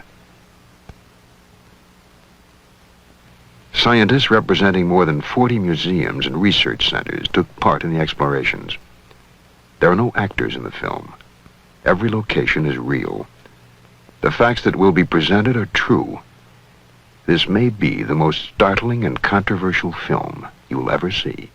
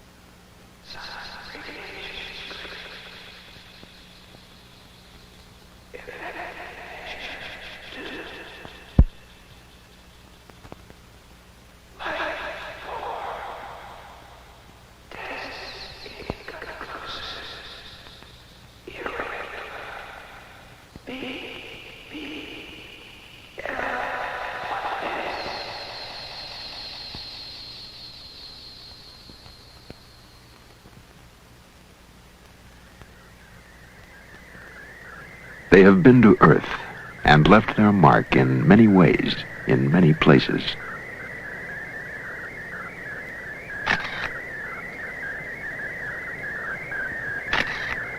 Figures etched on the plain of Nazca tell a story of explorers from outer space. The secret of the story has been learned. The visitors have been here. They have been described in many ways by many men, from primitive drawings to detailed histories, since the beginning of man's stay on Earth until this day. In the Andean mountains of South America, on the deserts of Egypt, in the temples of India, on islands in the Caribbean, the evidence is clear.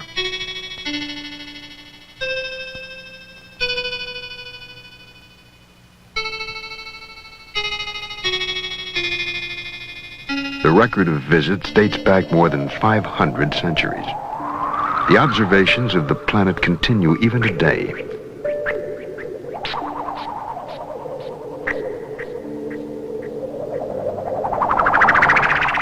Monuments to the visitors that were created thousands of years ago have been found. They are tributes to the gifts brought from outer space.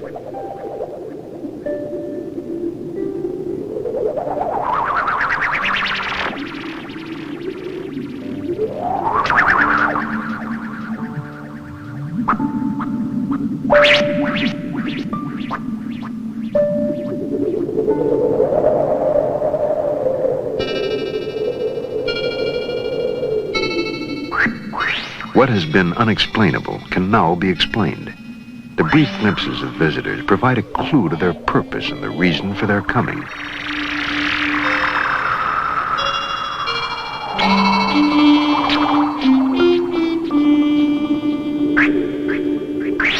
Every law of probability proves that other life exists in the universe. It is now possible to understand how life could have been transported to Earth from some distant planet. It is now possible to understand how we are connected to outer space.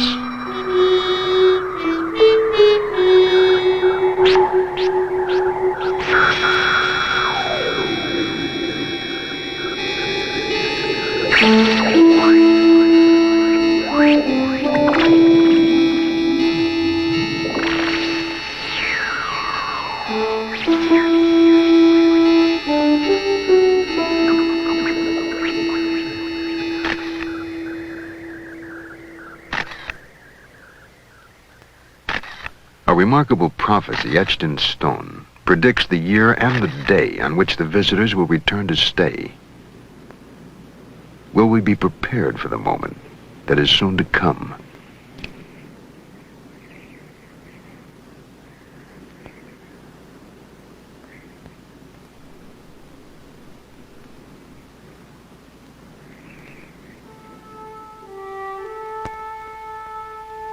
To travel successfully in deep space, man would have to hold the secret of his most precious dream, immortality. Distances are so vast that the spark of life must burn for eons to assure the successful transport of life from one galaxy to another.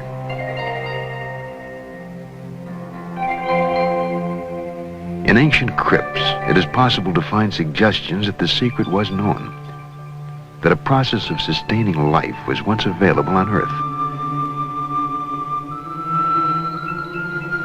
X-rays of mummies, thousands of years old, indicate that they were encased at very young ages. Most were no more than 20 years old.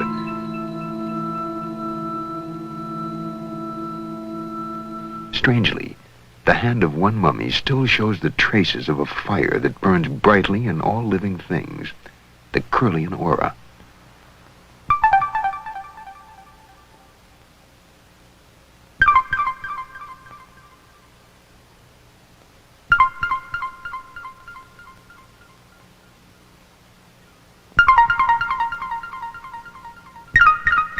You are witnessing the strange, as yet unexplained event called the Kirlian effect.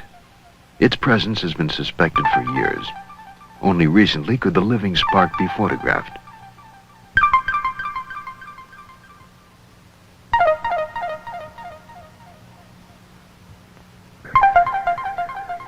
Fingertips and all living things generate a dynamic, constantly changing aura that sometimes sparks and leaps like a flame.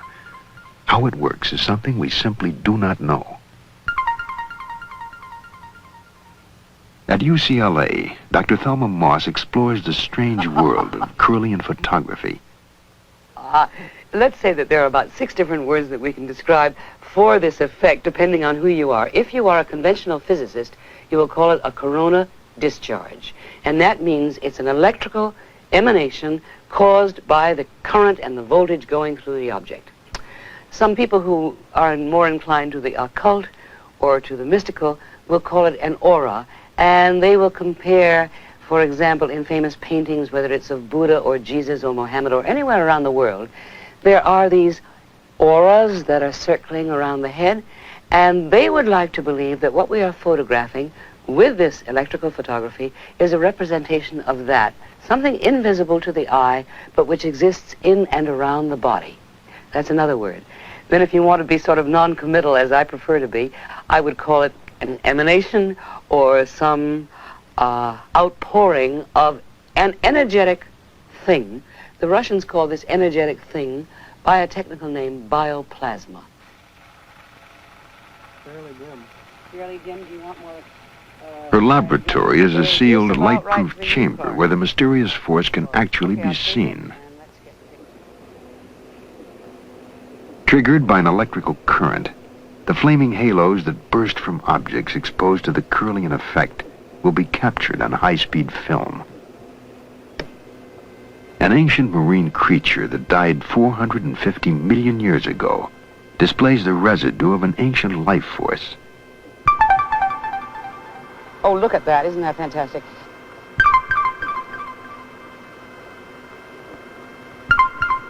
What do you think that was?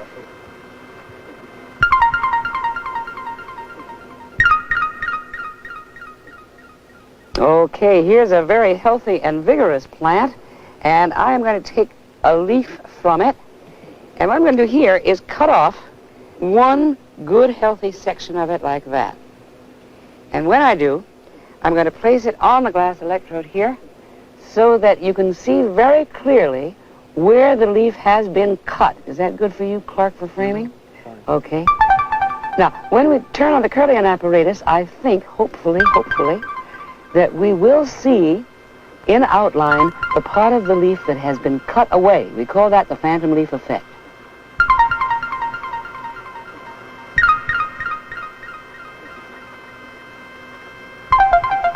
And after a moment, it is there, the aura of the full leaf.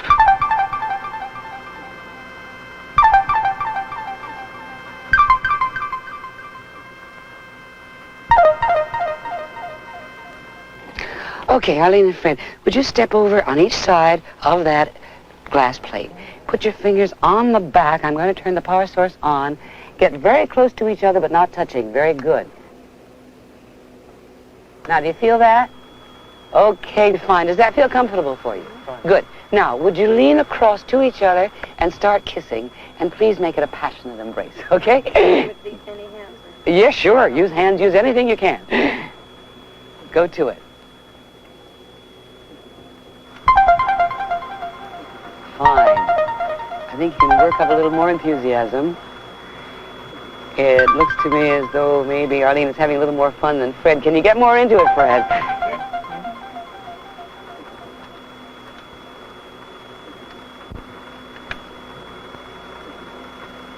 It looks like it's pretty good. You can have any kind of fantasies you like.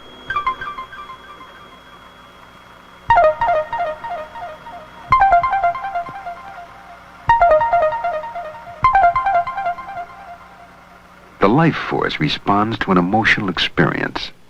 Okay, that looks just fine. What is it we're looking at in Kirlian photography? And up to this moment in time, nobody knows. Whatever is seen in Kirlian is seemingly immortal and possibly universal.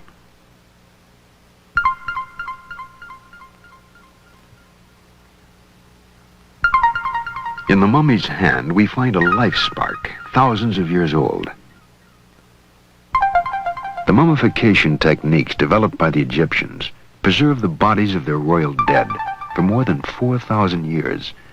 But even that is but an eye blink of time when immortality is considered. Every so often, a hint that immortality is possible is reluctantly given by nature. Recently, at the bottom of the Earth, an international team of scientists plunged their drills deep beneath the surface of the Antarctic continent. The goal was to probe the geologic history of Antarctica.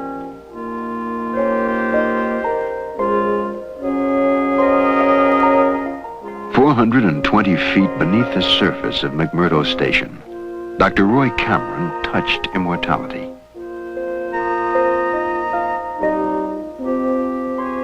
In a pinch of earth from the Antarctic depths, Dr. Cameron has found what is unquestionably the oldest living thing ever to inhabit the Earth.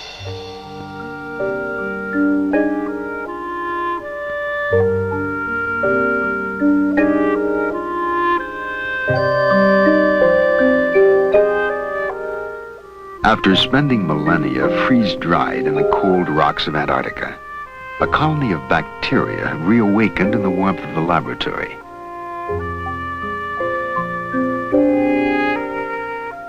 The rocks from which they have come may be as much as 1 million years old. The ancient bacteria, never before seen by man, are once again growing and reproducing, 1 million years after they first came into existence. Immortality is possible.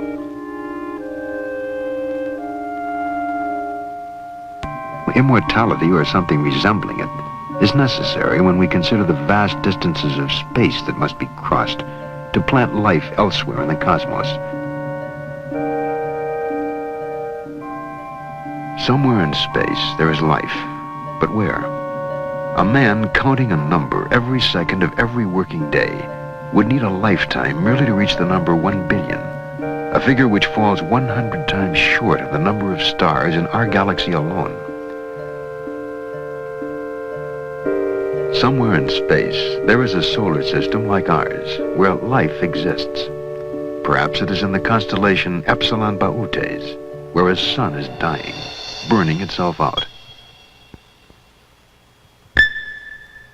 Eons ago, the dying sun would have threatened all life on the second planet of the solar system. Some scientists believe that a space probe was sent from that planet toward the Earth. They believe the probe sent these signals in 1927.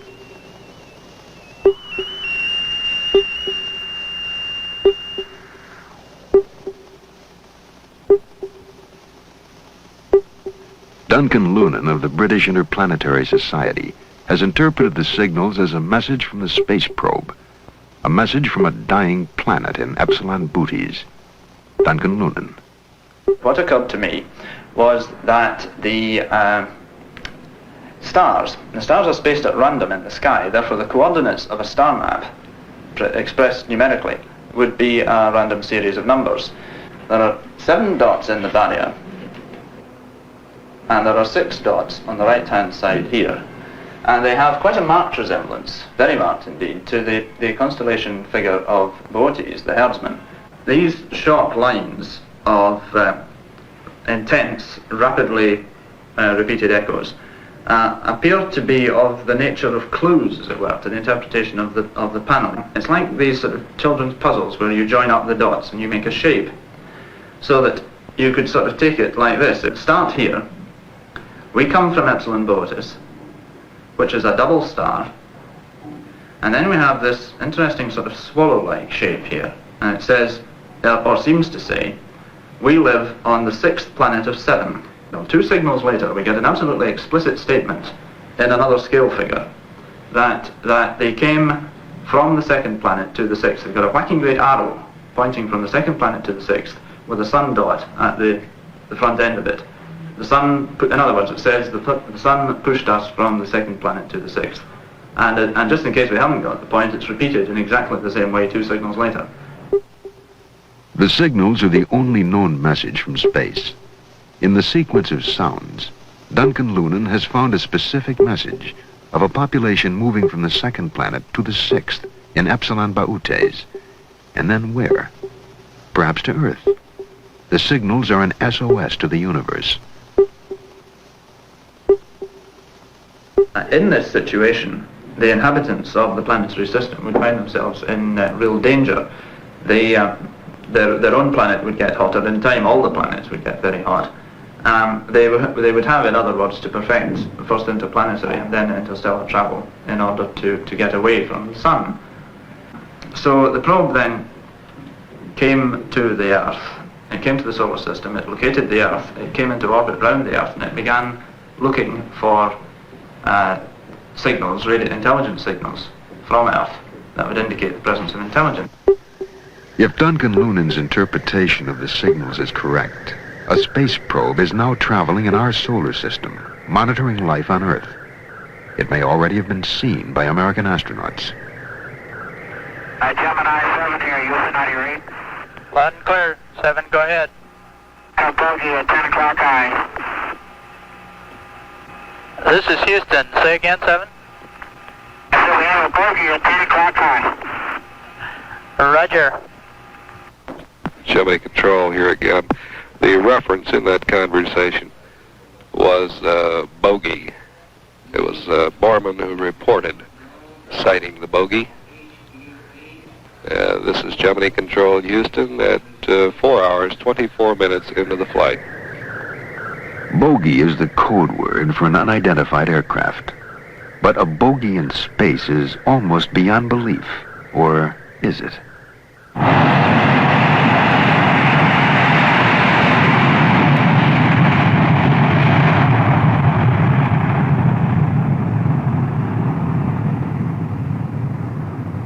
During peak hours, the skies over the United States are filled with as many as 100,000 aircraft.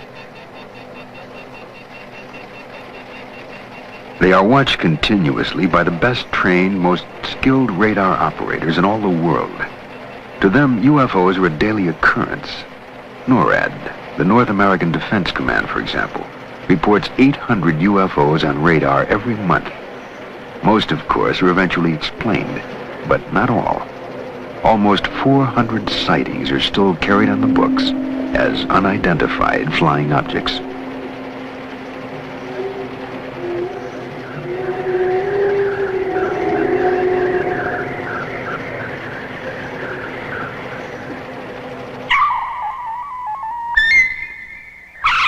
"400 reports of airborne objects which cannot be identified give a clear indication that the Earth is being monitored, watched by a presence from somewhere else in the universe."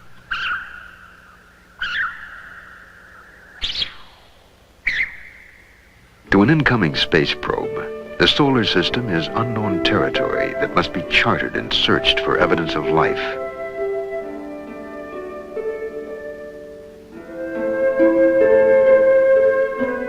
Assume the technology of reaching thousands of miles per second had been accomplished, that the problems of acceleration and deceleration in space had been overcome. A probe would then enter the solar system from its most distant point, past Pluto, 3 billion miles from the sun, and lacking atmosphere, past Neptune and Uranus, too heavily laden with hydrogen and methane to support life. To ring Saturn, awesome, beautiful, protected by a band of asteroids, but with an atmosphere of helium, hydrogen, methane, and ammonia. Verdict, no life.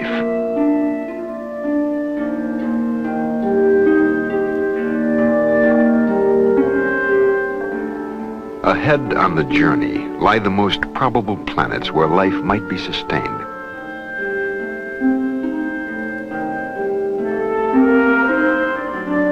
Banded Jupiter. Atmosphere, hydrogen, helium, methane, ammonia. No life.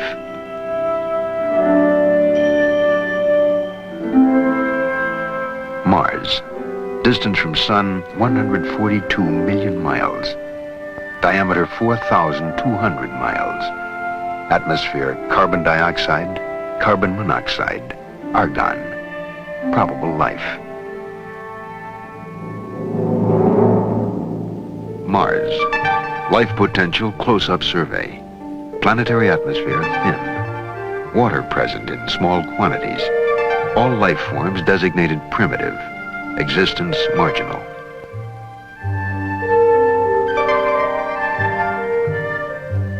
No life form on Mars is capable of sending electronic signals into space.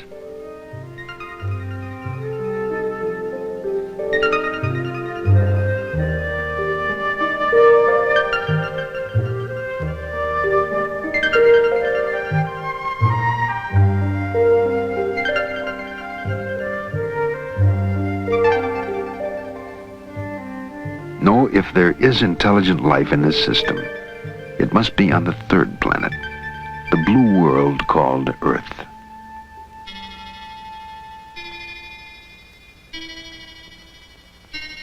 The moon is a perfect vantage point from which to study the Earth. Only 250,000 miles away, the explorers could keep a close watch on the blue planet. The moon is now familiar territory after 6 successful manned landings. But our detailed knowledge is limited to 6 specific locations. Each has told us something new, something we did not know before. The moon is different from the Earth, and clearly was not torn from it, as many scientists once thought.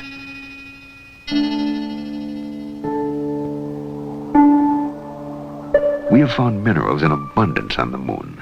Minerals that are extremely rare on Earth, yet they are vital to successful space voyages. Plans to mine them have already been drawn by NASA and private industry. One theory holds that explorers from outer space have already mined the moon, pulling from it such minerals as titanium, a metal essential to space technology.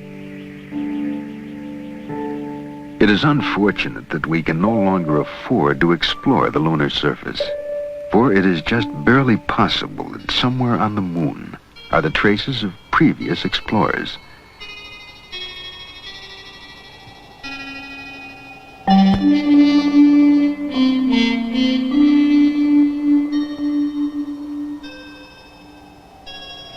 If travelers from outer space were seeking an exploitable planet in our solar system, the moon would become the jumping-off point for their explorations. There are those who believe it has already happened. Duncan Lunan. It's possible that in the course of our history in the last 13,000 years that ships from Epsilon Botis have come here, have conducted survey missions, possibly even had small settlements established here for a time and pulled out again. We have evidence that a landing was made in the Andes near a lake called Titicaca. From the shore, the outline of Titicaca has no pattern. Only when viewed from space does it take on the shape of a jaguar about to pounce. In the ancient language of the region, Titicaca means stone of the jaguar. Was it named by arriving space colonists?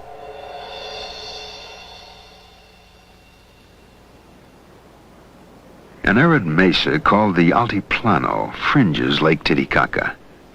On the barren, wind-swept plain, the air is thin and corn does not grow. It is a harsh environment, yet there is reason to believe that here, long ago, Earth Base 1 was established. Earth Base 1, a starting point on a new world, a place to practice such advanced technologies as planetary and biological engineering. Most of the traces of Earth Base 1 have been obliterated. The Inca who dominated this part of the world erased the histories of the regions they conquered. But in the mounds, rubble, and broken walls of an Andean plain lie the ruins of a once great city. Called Tiwanaku, it stands mysterious and unexpected at 13,000 feet above sea level. It might have housed the most advanced civilization of ancient times. Long before the Inca arrival, Tiwanaku was a reality. And the question arises, how much did the Inca take away in plunder, and how much in technology? The Inca did not build Tiwanaku, nor did the ancestors of Indians who now live on this desolate mountain plain. Despite years of study and analysis, scientists are still unable to date these ruins. Estimates of its age range from 1,200 to 15,000 years old. But 15,000 years ago, man was still using flint tools and had not yet developed agriculture. The monolith tells its own story of Earth Base 1. In 1927, the carvings were interpreted as an account of the Earth's original capture of the moon. The theory was dismissed as nonsense. But at the close of the Apollo program, there has emerged a similar theory that the moon has wandered through our solar system, only to be captured by the Earth.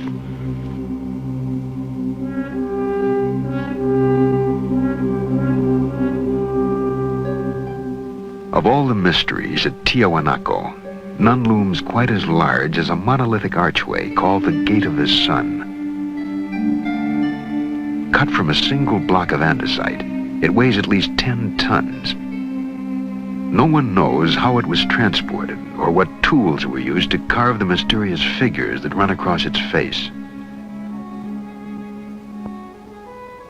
For the carefully chiseled lines depict birds that never flew in the skies above the Earth. A record in stone that we cannot read, except for one intriguing feature, the eyes, which form a part of still another creature, figures barely discernible but nonetheless familiar to us as space-helmeted astronauts. No less mysterious are the eyes of the god atop the arch. 2 tears are deeply etched into his cheeks. And no one can say why the sun god of Tiwanaku weeps.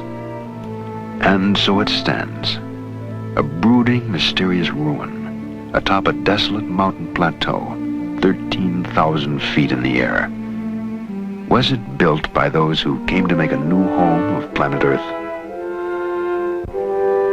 300 miles away, on another plain, lie the strange lines of Nazca.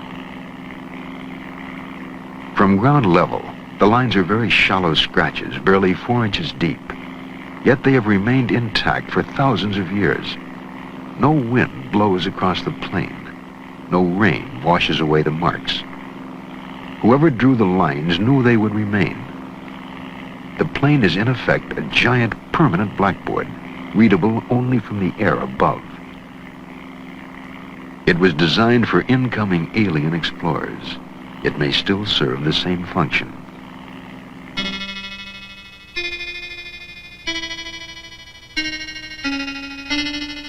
April 15th, 1966. A television cameraman filming a commercial in a helicopter saw and filmed something that has still not been explained.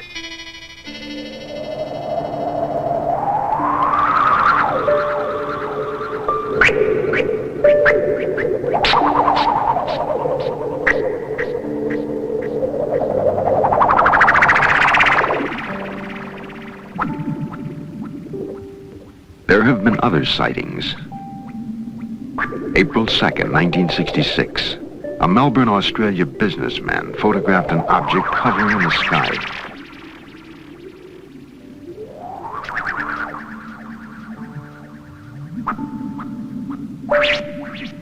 April 18th, 1965. A small metallic object buzzed the ground south of Albuquerque, New Mexico.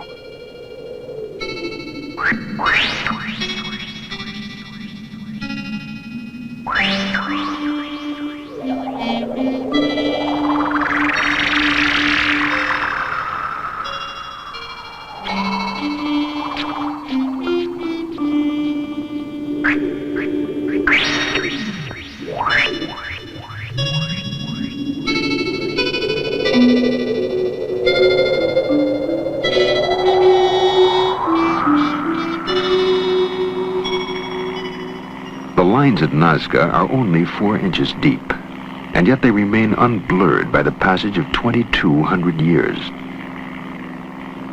Nazca serves as a critical link between Earth and outer space. The lines are a route map pinpointing sites of mystery all over the world. One line pointing east leads to a remarkable unexplained artifact 300 miles away.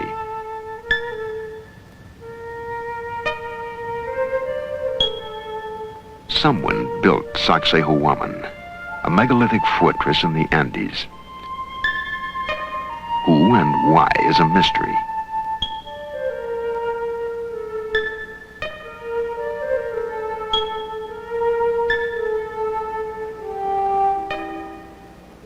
At one point, the Inca used Sacsayhuaman as a base. According to legend, Inca kings thrust their fists into the depths of the snake chiseled into the stone. From it, they received a special power. A compass needle thrust into that same snakehead will spin wildly, for the stone is heavily magnetized. How did the Inca, who knew nothing of the forces of electromagnetism, select this one stone of all the thousands of others that compose their fortress as the magic stone of the snake? We do not know, but one thing is certain. With that special power, their empire spread from the Pacific coast to the Amazon jungle.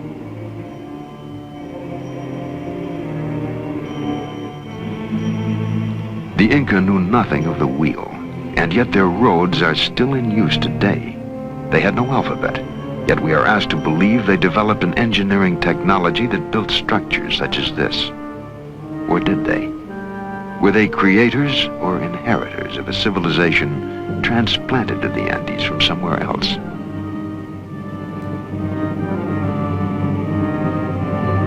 Sacsayhuaman is built of enormous blocks of stone, cut and beveled to fit together with micrometer accuracy.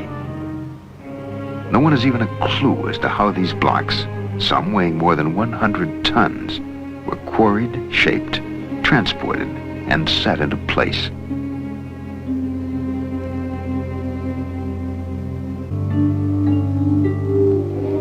35 feet underwater and 1,000 yards off the northern shore of the island of Bimini in the Caribbean, there is another wall.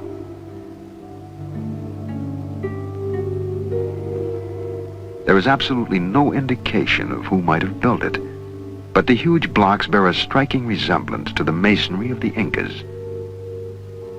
Some scientists claim it is a natural formation and not a wall at all. But if ocean currents cut the stones in the sea bottom, did they also cut them at right angles to each other?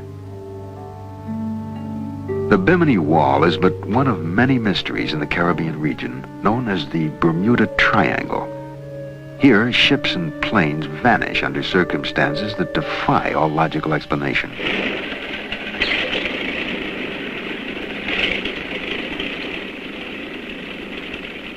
Just after the close of World War II, in December 1945, 5 Navy fighter planes vanished without a trace, leaving a mystery that remains unanswered today.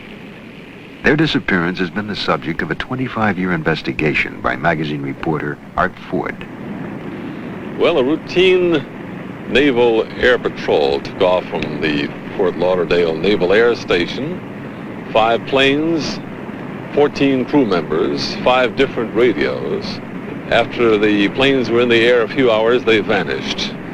5 radios did not give a coherent reason why they vanished. The men were never seen again. No wreckage of the planes was ever found. There was no radio contact after they were lost. A search plane went up after them with 13 men aboard, with every bit of equipment necessary to find them. It vanished within 7 minutes. Particularly significant in the case of the missing planes was the radio transmission report that remains in the record in the archives in Washington. Lieutenant Robert F. Cox was flying out to try to find Flight 19. He said on the radio, "What is your present altitude? I will fly south to meet you."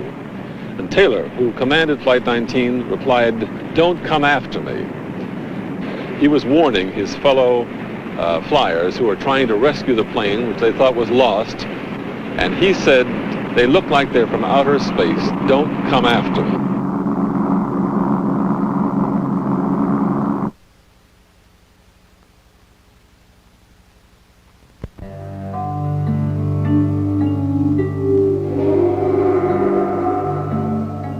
On March 5th, 1918, the USS Cyclops entered the Bermuda Triangle. A coal-carrying cargo ship, she had a crew of 309 officers and men. The British liner Vestris reported that she'd heard a radio signal from the Cyclops, indicating weather fair and clear.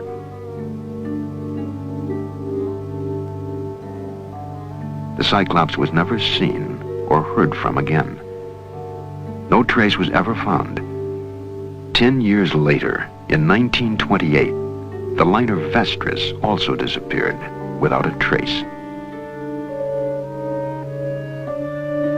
Proteus, the sister ship of Cyclops, disappeared in the Bermuda Triangle between November 23rd and December 10th, 1941. She was carrying a cargo of bauxite. Like Cyclops, no trace was ever found.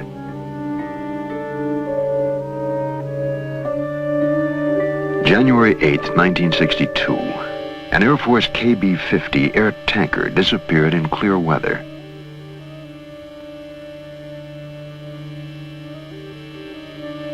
No trace of the plane or its 8 crewmen has ever been found. More than 100 ships and airplanes have been lost in the Bermuda Triangle, taking with them 1,000 lives. There is no explanation for the disappearances that have taken place in clear weather and calm seas. Is this the corridor to outer space? Did the first colonists plant a homing device, a navigational aid, under these waters? A beacon for spacecraft to home in on that somehow interferes with our own navigational devices. January 16th, 1958. An Air Force officer aboard the Brazilian ship Almirante Saldonha sighted a flying disc that hovered over the water for 30 seconds and then sped off.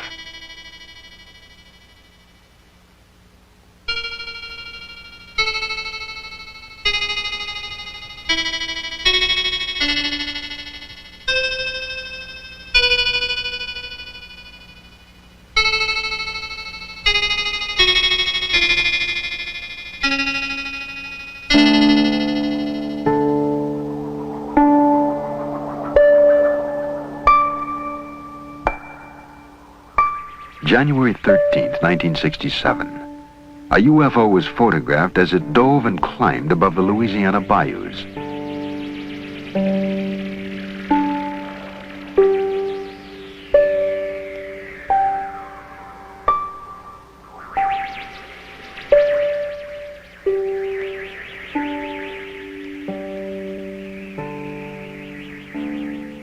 Were these and other UFOs homing in on the Triangle Beacon? Is this a marker signaling arrival at the mysterious Tropic of Cancer?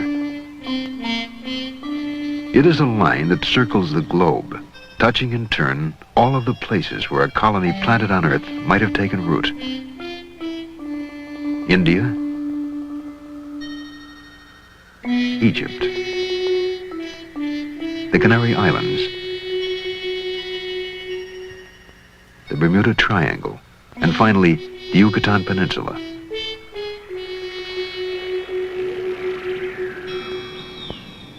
The deep jungles of Central America make an ideal hiding place for a colony cut off from its home planet. To this day, the steaming, malaria-ridden lowlands of the Yucatan Peninsula remain largely unexplored.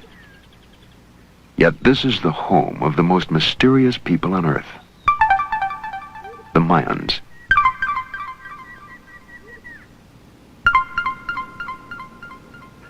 We are asked to believe that the Mayans were simple farmers, but no logical reason exists for them to have planted crops on the most difficult of all land.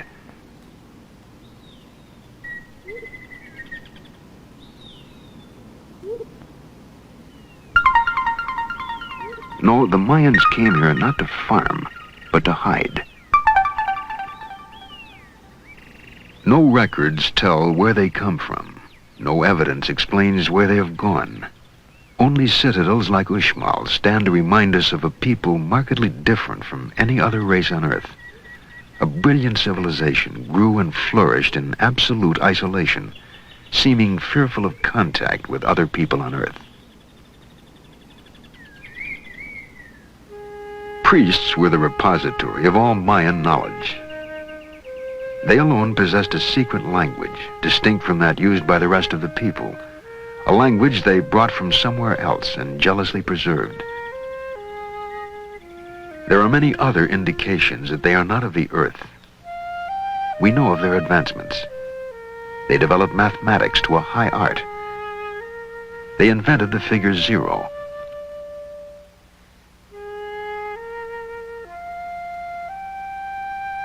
They developed a calendar so exact, our modern astronomical devices have improved upon it by only 17 seconds out of an entire year. They also had a calendar which accurately measured a 260-day year, obviously not a year on Earth. Perhaps it is a year on the planet from which they came. Mayan pyramids may have been the first in the world, the models for all the great pyramids. And here, too, we find connection to outer space. The very shape of the pyramid gives a clue to the secret of immortality. An enterprising young physicist, Dr. Patrick Flanagan, interprets the link. Strange things that happen inside the pyramid, but no one was able to pinpoint what these forces were. And my research for the last 3 years has been on pinpointing these forces and discovering what the effect is. I've discovered that the pyramid is sort of a cosmic greenhouse.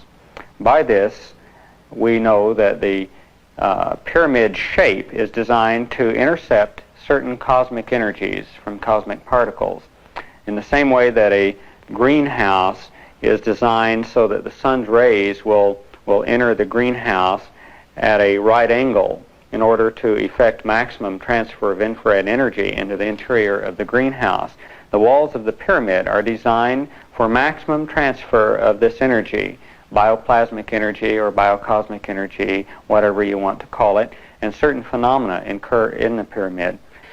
Grains of wheat found inside the Great Pyramid in containers or in the floor, 5,000 years old, sprouted immediately. Also, my own research indicates that for instance, plants such as mung bean sprouts mummified in the pyramid are capable of growing after they have been dehydrated. So this indicates that the pyramid energy phenomena maintains the actual life forces within the organism. Beyond the possibility of immortality inherent in the pyramids of the Maya, it is possible that they inspired the sudden, unexplainable leaps made by other ancient civilizations. They may have shared their highly advanced knowledge of astronomy with others, for example, the Babylonians. We have found cuneiform tablets that mark the phases of Venus, the 4 moons of Jupiter, and the satellites of Saturn. None of these bodies or events can be seen without a telescope, a device invented 3,000 years after the tablets were carved. The knowledge must have come from outer space.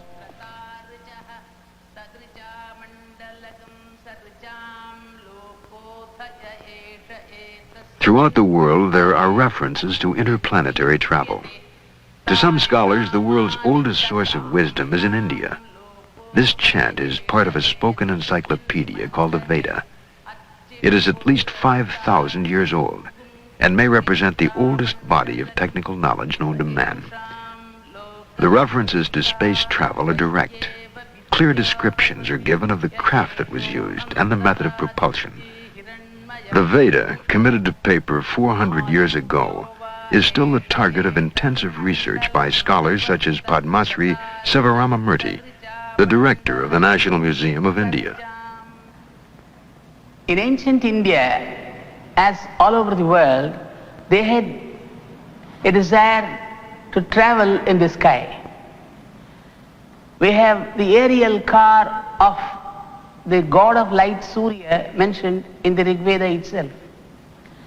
We have also the Pushpaka Vimana, the wonderful aeroplane that could carry any number mentioned in the Ramayana.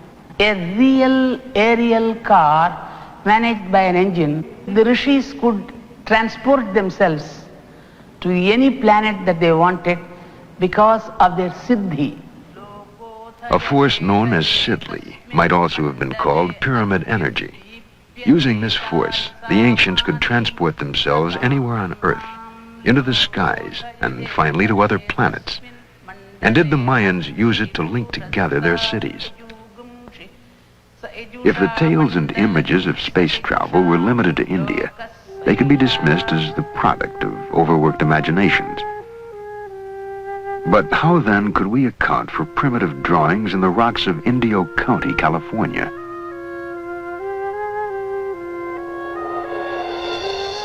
In the 20th century, we accept the existence of spacecraft. What event could possibly have inspired this 14,000-year-old drawing of a spaceship landing on the Earth?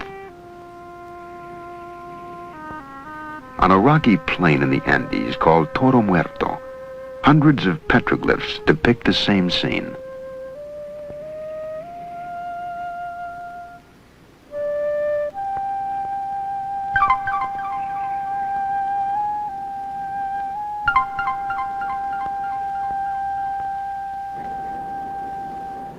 We find evidence of past visits from space in many parts of the world. The 2,200-year-old Dead Sea Scrolls found in the caves of Qumran bring us closer to the original Bible than any other source and contain clear references to the Holy Ones descending from the heavens. While biblical scholars study the scrolls for their theological implications, other scientists have looked to the Bible for evidence of extraterrestrial visits. An aerospace engineer at NASA's Marshall Space Flight Center, Joseph Blumrich, has found in the visions of Ezekiel a technical description of a spaceship. The prophet Ezekiel describes 4 encounters with spaceships. At first he saw clouds, fire, and he heard noise coming out from the sky out of the north. And as the vehicle approached, apparently it came rather quite in his direction, he observed what he calls living creatures. What Ezekiel calls the living creatures had straight legs and round feet, or calf's feet sometimes they're called.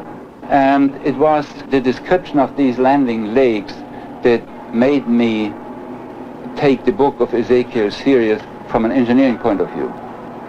I have had the opportunity about 10 years ago to work with my group in my office for the development of such a landing gear for an unmanned lunar landing station. For that hypothetical vehicle, we developed the landing gear and what we call the footpad, and what Ezekiel would call the round feet.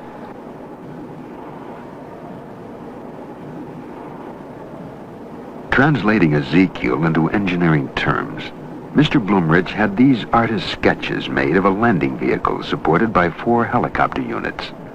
One of the interesting examples of Ezekiel's ability to observe and to describe are the faces he sees on these living creatures. What they actually are is quite interesting. Some helicopters, and particularly in this case this one, needs protection, just some hood around to protect them against dust or weather and so on. They may have the distinct appearance of faces.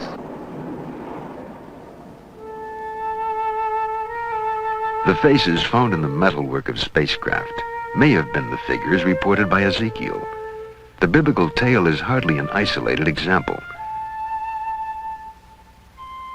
Are ancient figures with spacesuit-like costumes the record of beings actually encountered? And where do the Indians of Colombia find models for these golden helmeted figures sculpted more than 1,000 years ago?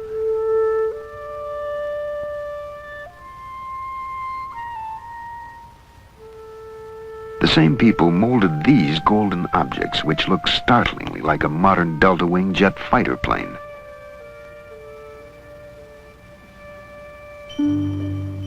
Could flight have played a role in the construction of this rocky fortress in Peru, called Ollantaytambo? It spans a pass through the mountains that link the jungle with the sea.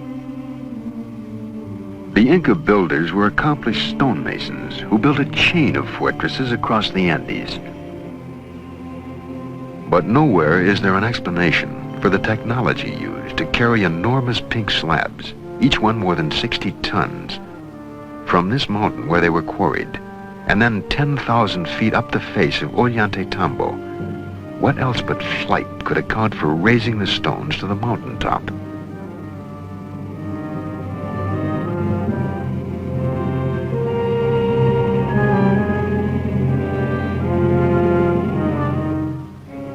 An iron pillar was forged 1,700 years ago in India. It confounds the laws of metallurgy.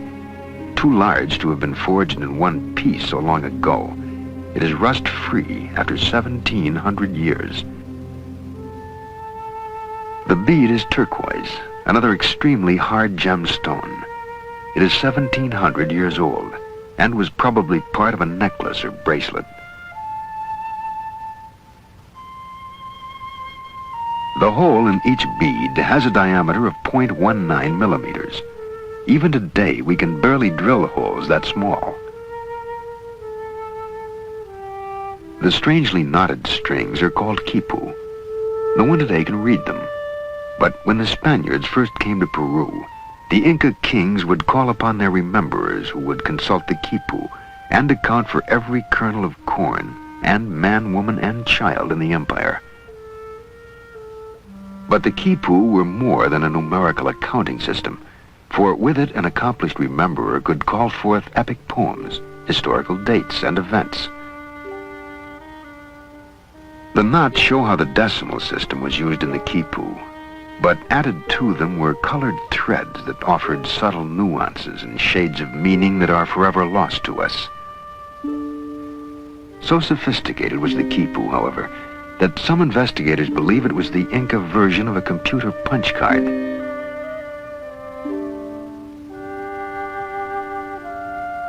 An enormous crystal was placed in a Mochica grave more than 1,500 years ago. It is among the hardest of all minerals, yet it was cut, polished, and shaped by a technology that theoretically could not have existed at that time.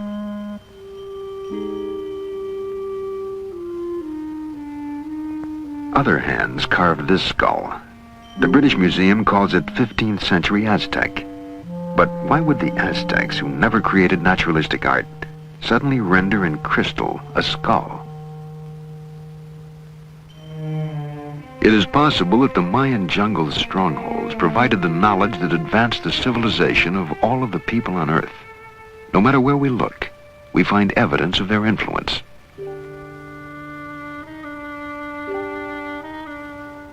How else can we explain a 700-year-old transplant of a rust-free iron tooth? Found in a Peruvian grave, it seemingly is as functional as any modern dental prosthesis. Other graves yield the suggestion that the ancient Peruvians were accomplished neurosurgeons. At the Cuzco Archaeological Museum, Dr. Fernando Caballesas, professor of neurosurgery at the University of San Marco, demonstrates. These skulls here are just a very small sample of the tremendous amount of skulls that were found in the graves of the ancient Peruvians.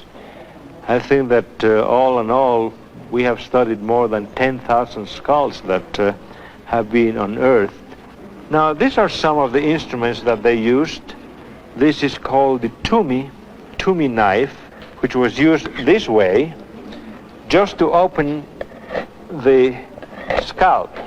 This cannot be used in the bone.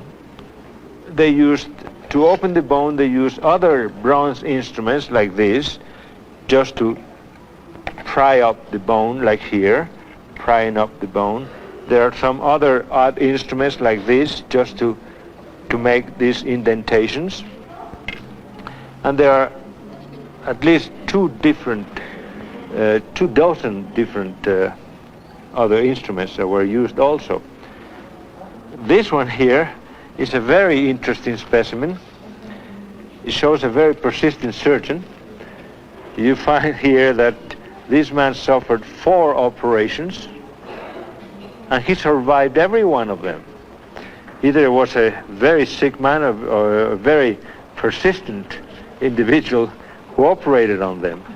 But he was a very good technician, because after all, these areas, especially these 2 openings, are right over very, very dangerous sites that even right now, with all the techniques that we use now, we would just be very much afraid of operating in these sites. And this man really survived these operations. In Calca, near here, near Cusco, where about, I would say, 85% of these skulls show healed trephanations. 85% of survivals from skull operations is a pretty good and excellent result. At the Yerkes Regional Primate Center, scientists implant monkeys with electrodes. The experiment stimulates the brain with radio waves and thereby controls behavior. Are today's scientists seeking knowledge already gained by similar experiments performed centuries ago?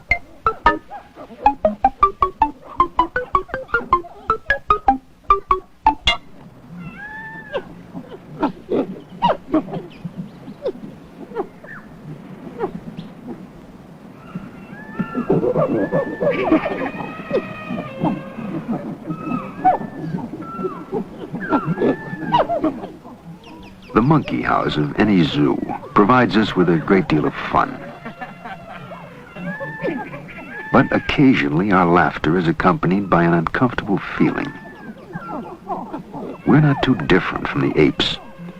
With them we share common blood groups, a similar anatomy, and perhaps 1 billion or more years ago, a common ancestor.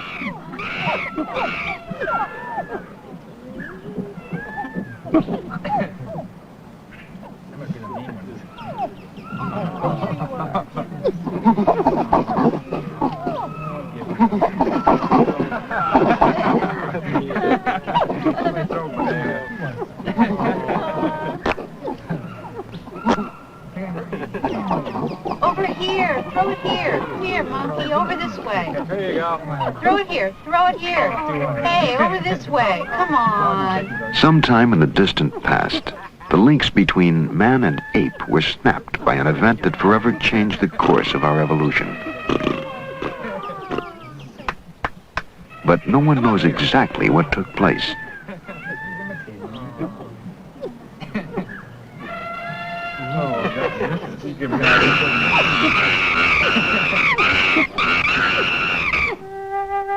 For thousands of years, Neanderthal was the most advanced primate on Earth and a logical ancestor of man. But Neanderthal suddenly disappeared 35,000 years ago, and now a new creature appeared, Cro-Magnon. Suddenly, he began to walk the Earth. We are his descendants, and it is possible that he arrived from outer space.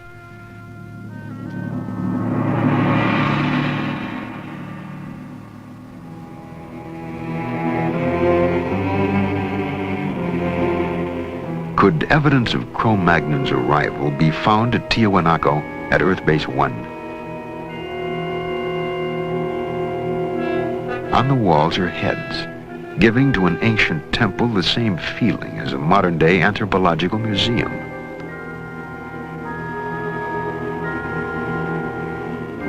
The faces show a bewildering variety of shapes and expressions. Some are familiar, others alien, a range that covers the racial spectrum of man. Are these, then, experimental designs for man?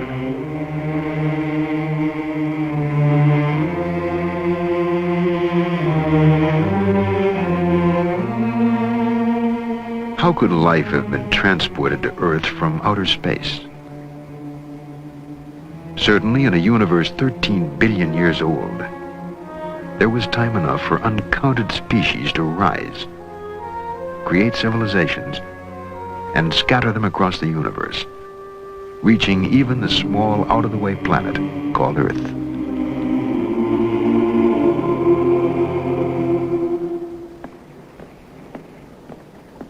Dr. Leslie Orgel is a biologist at the Salk Institute in California.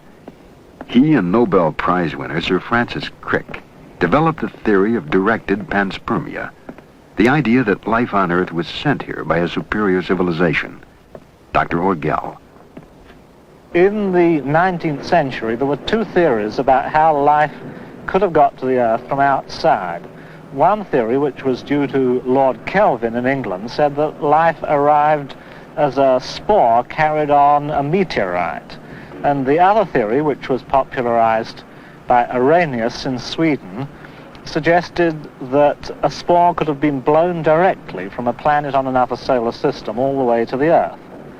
Now, in the last 10 or 20 years, it's become more and more clear that these theories just won't work, that a spore coming from outer space would be destroyed by radiation long before it got here, and a meteorite probably could never escape from another solar system.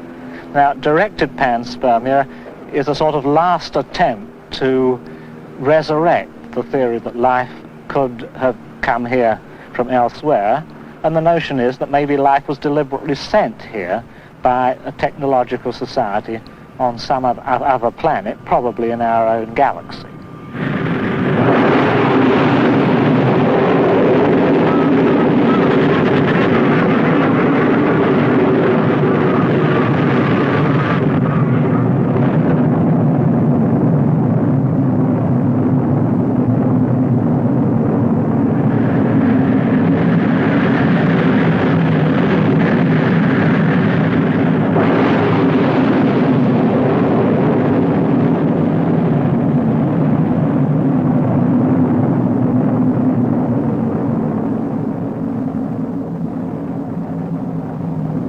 Earth Base 1, spaceships would have to spend hundreds of years in flight. To transport and sustain life over such an extended time, space-traveling civilization would have to ship an entire colony of men across a galaxy in suspended animation. Did it happen in the past? Was this the secret of early space travelers? We now know how it might have been done.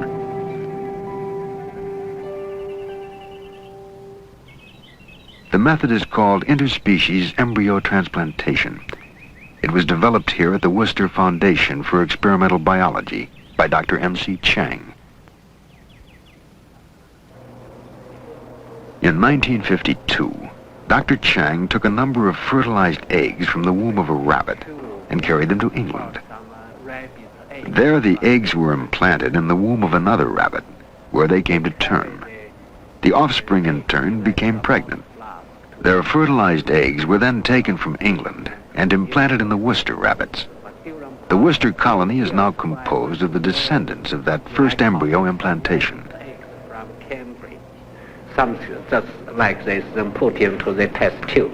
So I put those rabbit's egg into those tubes and put into a flask and bring back, then transplant those. By reaching into the heart of the cell, scientists are challenging our traditional concepts of life and morality. Yet, faced with the threat of extinction, a species capable of finding its salvation in an advanced biotechnology, would surely seize the opportunity. I think it's possible to transport human eggs from one planet to another planet. Our own biotechnology has made of the rabbit a container in which entire herds of cattle, flocks of sheep, and other animals are shipped around the world. At the Wayne State Medical Center in Detroit, Dr. E.S.E. Hoffes has just received a rabbit from South America. It carries embryonic additions to his colony of research monkeys.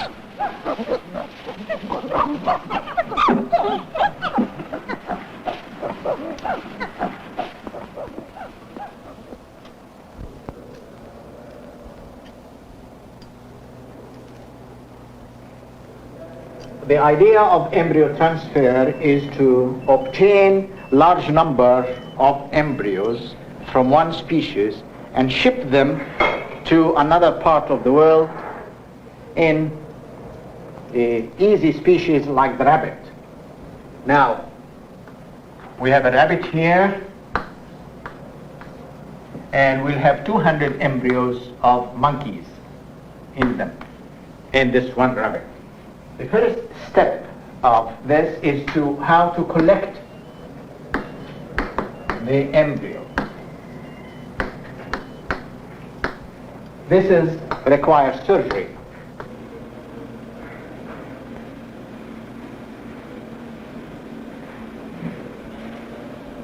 It's going in the lumen, which is very good. It's very good style.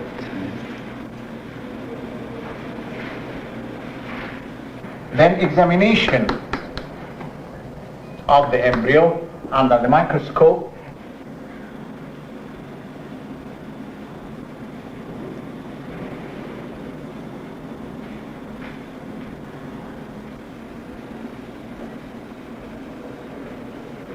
Then the transfer of the embryo into another species. And then we will go to the monkey and transplant the monkey embryos that were put in the rabbit into this monkey. I don't like to put any air bubbles inside at all, so just we'll...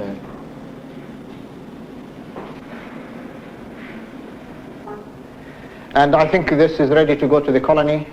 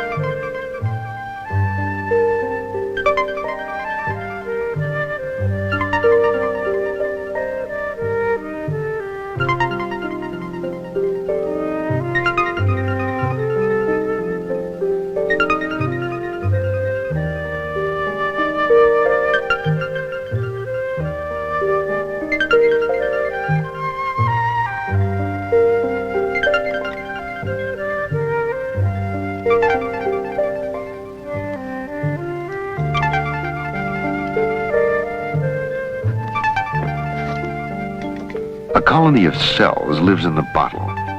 The red fluid in which they float is their food. Tissue cultures such as this have supported colonies of the same cells for more than 50 years. In the same manner, a colony of fertilized human eggs or embryos might be kept alive during a long journey between the stars. Periodically, several embryos would be implanted into female crew members, be born, grow, and take their place in the crew, caring for the embryo colony that would one day be planted on a new world, light years from their home planet. In just such a fashion, a rocket might have crossed the reaches of open space and brought to Earth an embryonic colony destined to become the ancestors of men.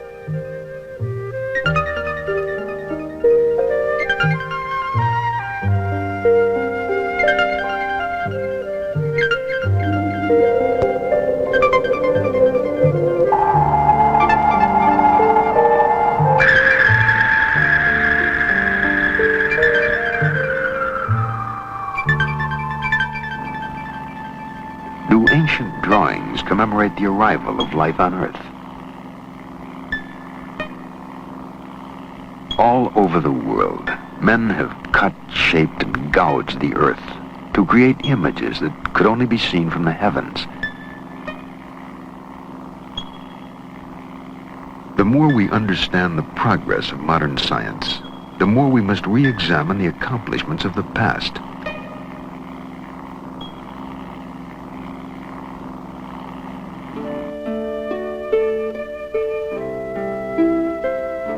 The ancient Egyptians built an incredible complex of temples that were in reality astronomical observatories. The temple of Amun-Ra, the sun god and creator, is aligned so that its axis points directly to the sun at the moment of the midwinter solstice.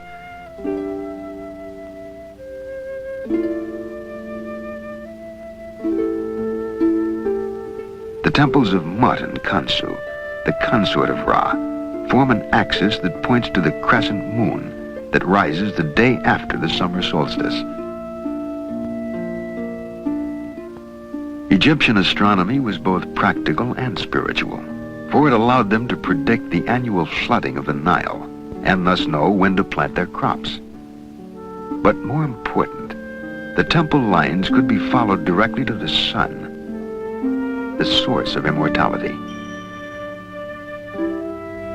To the ancient Egyptians, death was but a doorway that led from a life of insignificance to eternal life. And so the Egyptian pharaohs crossed from Karnak on the east bank of the Nile, where the living dwelled, to the west bank, where they entered the city of the dead. Once within the city of the dead, the pharaoh was prepared for a journey into space.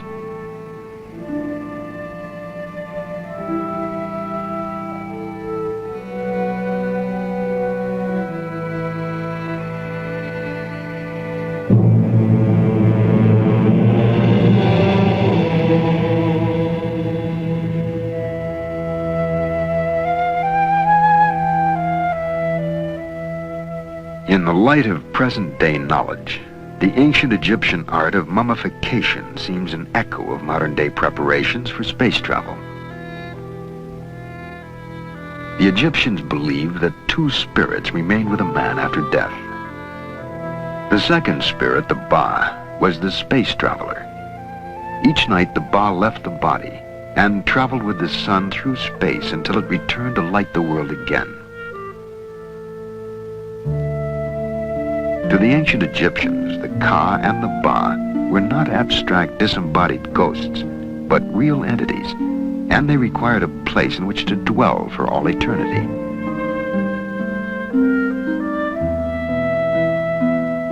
The burial tombs of the pharaohs were therefore far more elaborate and more richly decorated than any of the palaces in which they reigned during life. The death rites of the Egyptians may well have been imitations of an event they had been told of or witnessed, the preparations for a real voyage into space.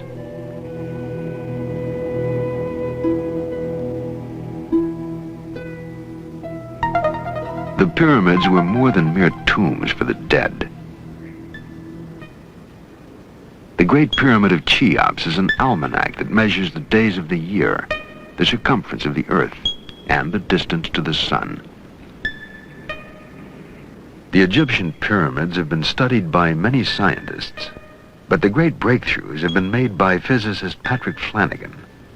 His studies have shown the peculiar function of the pyramid and its relationship to immortality. It's very possible that the Great Pyramid of Giza was constructed by a race of scientists having far superior knowledge to our own. The fact that the Great Pyramid is level over an area of 14 acres within 1/2 of an inch and is the world's most accurately aligned building to true north, and the fact that it incorporates higher mathematics in its very design, indicate that a superior race designed the Great Pyramid. Now, when we ask why, is there a possibility, for instance, that the Great Pyramid is some kind of space beacon? Well, this may be very possible that the Great Pyramid is some kind of beacon, homing beacon for spaceships. This possibility exists due to the fact that even with our most powerful radio telescopes, we've been unable to detect any kind of communications going on in outer space, and yet UFO sightings indicate that there is activity in outer space. Therefore, the UFOs must be using another form of energy to communicate by, and it's very possible that the energy phenomena associated with the pyramid is the energy used for communications by UFOs. It's very possible that pyramid energy could be used to preserve tissues over an extended period of time, such as on long space travel, or for preserving tissues for cloning purposes, for future cell regeneration. The pyramid's phenomenal ability, or the pyramid energy ability to mummify food so completely with no destruction of the tissue, indicates that it would be a very valuable natural source of preservative energy for cloning purposes, or for preserving anything, any cell structures for an extended period of time. And so for thousands of years, the mummified body tissues of the pharaohs rested near the pyramids, along with an exact record of every day spent on Earth. Detailed diaries. Why? Had Egyptian priests been told that reincarnation of a body was possible if its cells were preserved? The diary would then serve as a coded memory for a new body. Immortality would then depend on the pyramid shape, a form whose beginnings are seen at Earth Base 1. At Tiahuanaco, Earth Base 1, a mound of dirt covers the foundation of an enormous pyramid, more than 15,000 years old.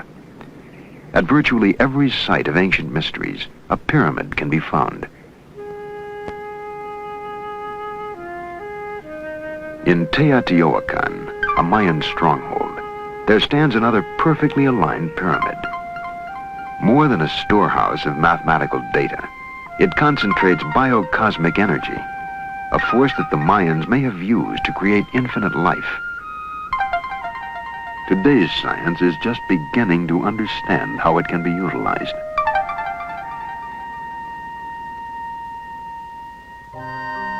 The hope of immortality is contained in a genetic message stored in the nucleus of the cell. When the cell divides, that message, coded in chemical units within the genes, is transmitted to each of the new daughter cells. So long as that message is stored within the cell, it remains alive, and so too does the possibility of immortality.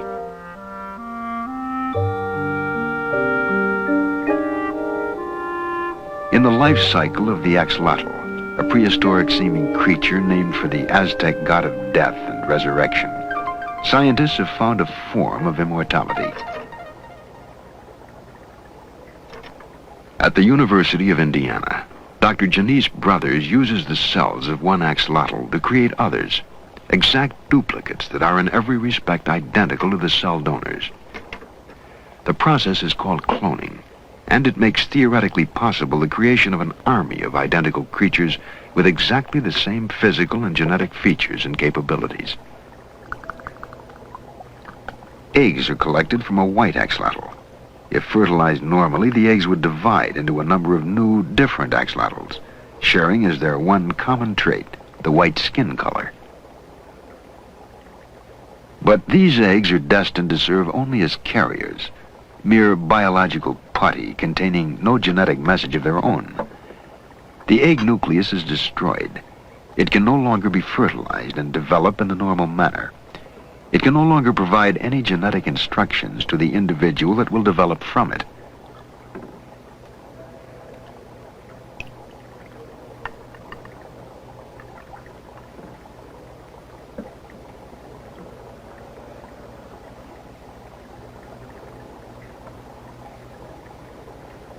A spotted axolotl embryo becomes the cell donor.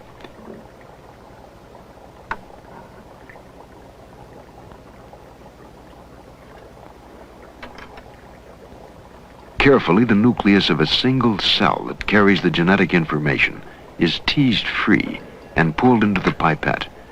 It'll provide all the instructions needed to create a new individual.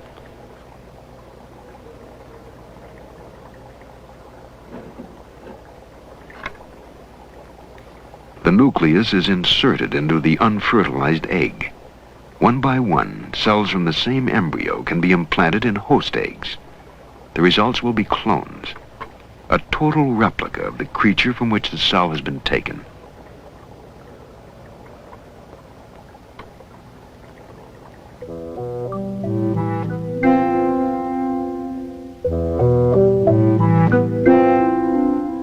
Each of the eggs carries the same genetic instructions and will develop into carbon copies of each other, clones of identical axolotls.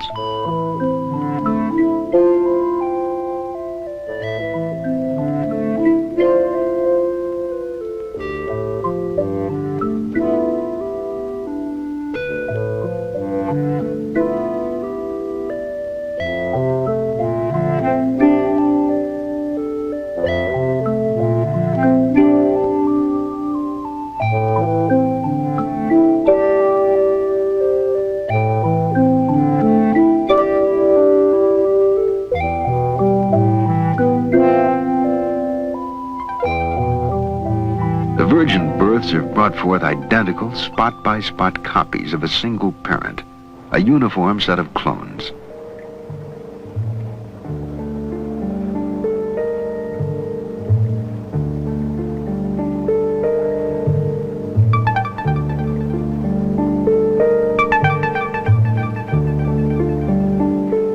Full-grown, each axolotl looms like the prehistoric monsters that roamed the earth during the age of the dinosaurs. But these creatures are so far removed from that time as to be of another world, for they are clones, exact copies of each other.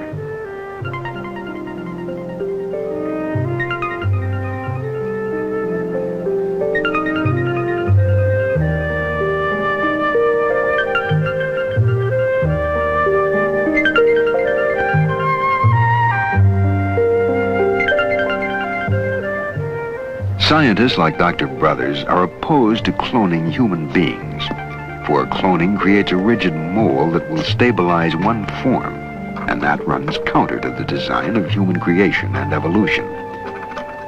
For only in our genetic variety have we gained the traits needed to survive the changes in the earthly environment, and perhaps also those we shall find on the alien unknown worlds of space.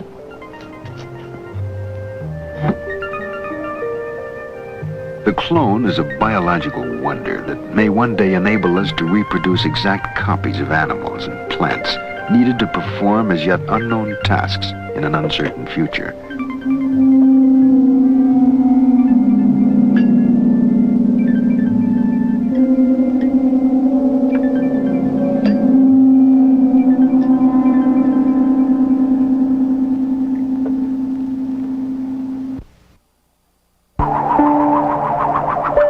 The evidence is sometimes dim, often subject to different interpretations, but somehow the idea persists.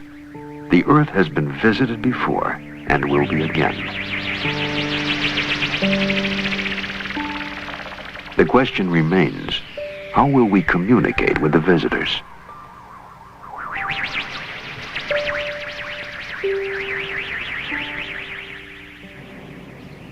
At the Hurkos Primate Center in Atlanta, Georgia, experiments are underway at this very moment to answer that question.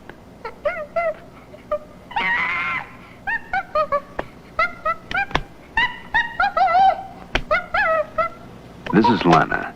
She lives in a plastic cage with a computer.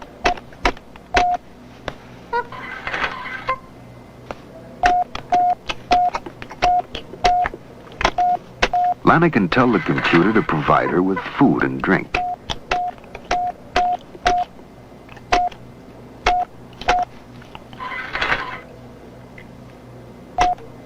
The symbols are abstract, not pictures of real objects. And by using them, Lana is in reality using language as well as any human being. To get beyond the confines of her plastic-walled world, Lana tells the computer to open the window.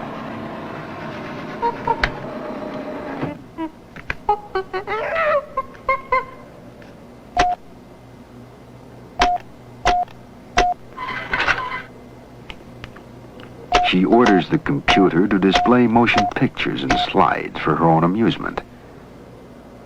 But more important, Lana can use the computer to talk to the scientists and technicians at Hurkos. One of Lana's favorite conversation partners is Tim Gill.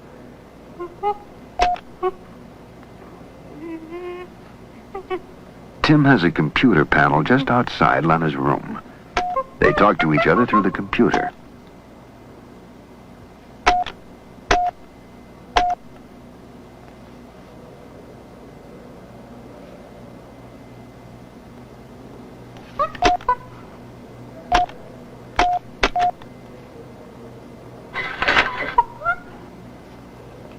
The language they share is not chimp chirping or English, but a language of symbols called Yurkish. It was designed by Dr. Ernst von Glauserfeld. You have a breakdown of it here, a partial breakdown for all the requests that Lana can use. Please is a marker that tells that what is coming is going to be a request. Machine and Tim are two active agents. In the case of machine, there are two activities, giving and making. Giving has a number of objects. One of them would be piece of apple. It could also be piece of banana. If the machine is making something, it can't make a piece of apple. It can't make a piece of banana or an M&M. It can only make a slide, or it can make the window open.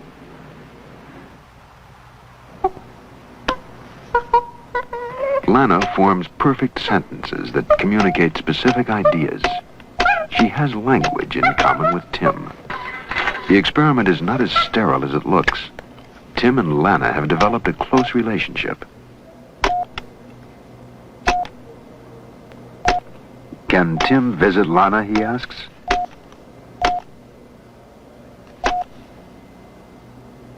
Yes.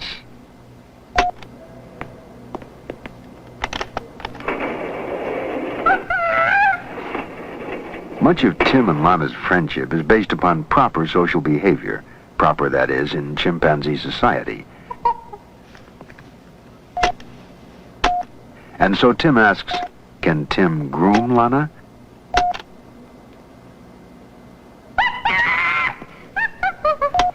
Yes.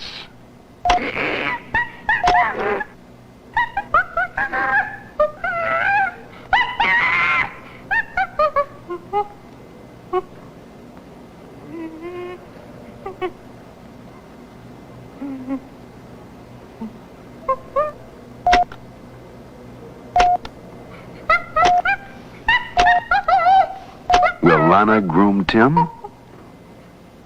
Of course.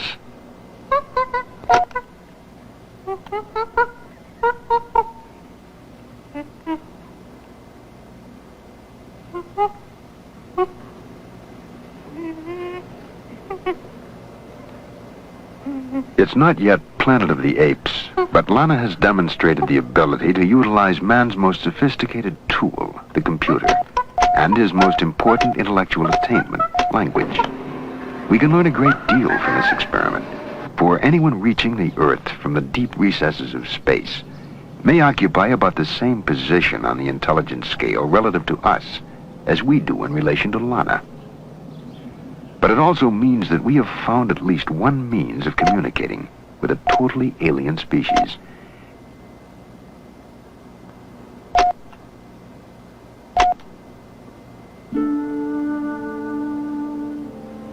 A language of symbols carved thousands of years ago is still being deciphered.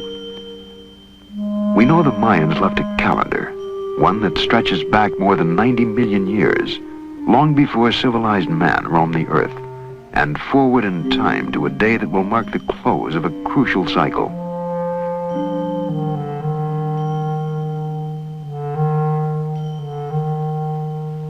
An inscription tells us that the modern period will end December 24th, 2011 AD. We may presume that they were computing the length of a space voyage and marking the exact date of return. They may return to seek the fate of the colony left on Earth. Perhaps at Uxmal they will find answers we have never been able to divine. This was one of the last bastions of Mayan society, and here a carving is found unlike any other in Mayan lore. Clearly a skull and crossed bones. According to legend, it is the death house, and nearby is another structure marked by a procession of turtles, the Mayan symbol for a long life. Did the final experiments at cloning take place here, near the Great Pyramid of Uxmal? December 24th, Christmas Eve, 2011 AD. On that day, they may return to seek the fate of the colony left on Earth. Perhaps they will settle in the jungle of Uxmal, where, according to legend, Mayan priests talk to their gods through a black, shiny, glass-like rock, an ancient description of a television receiver. We know now how they transported the colony to Earth and what they might have left behind. We have only to learn why they are coming back.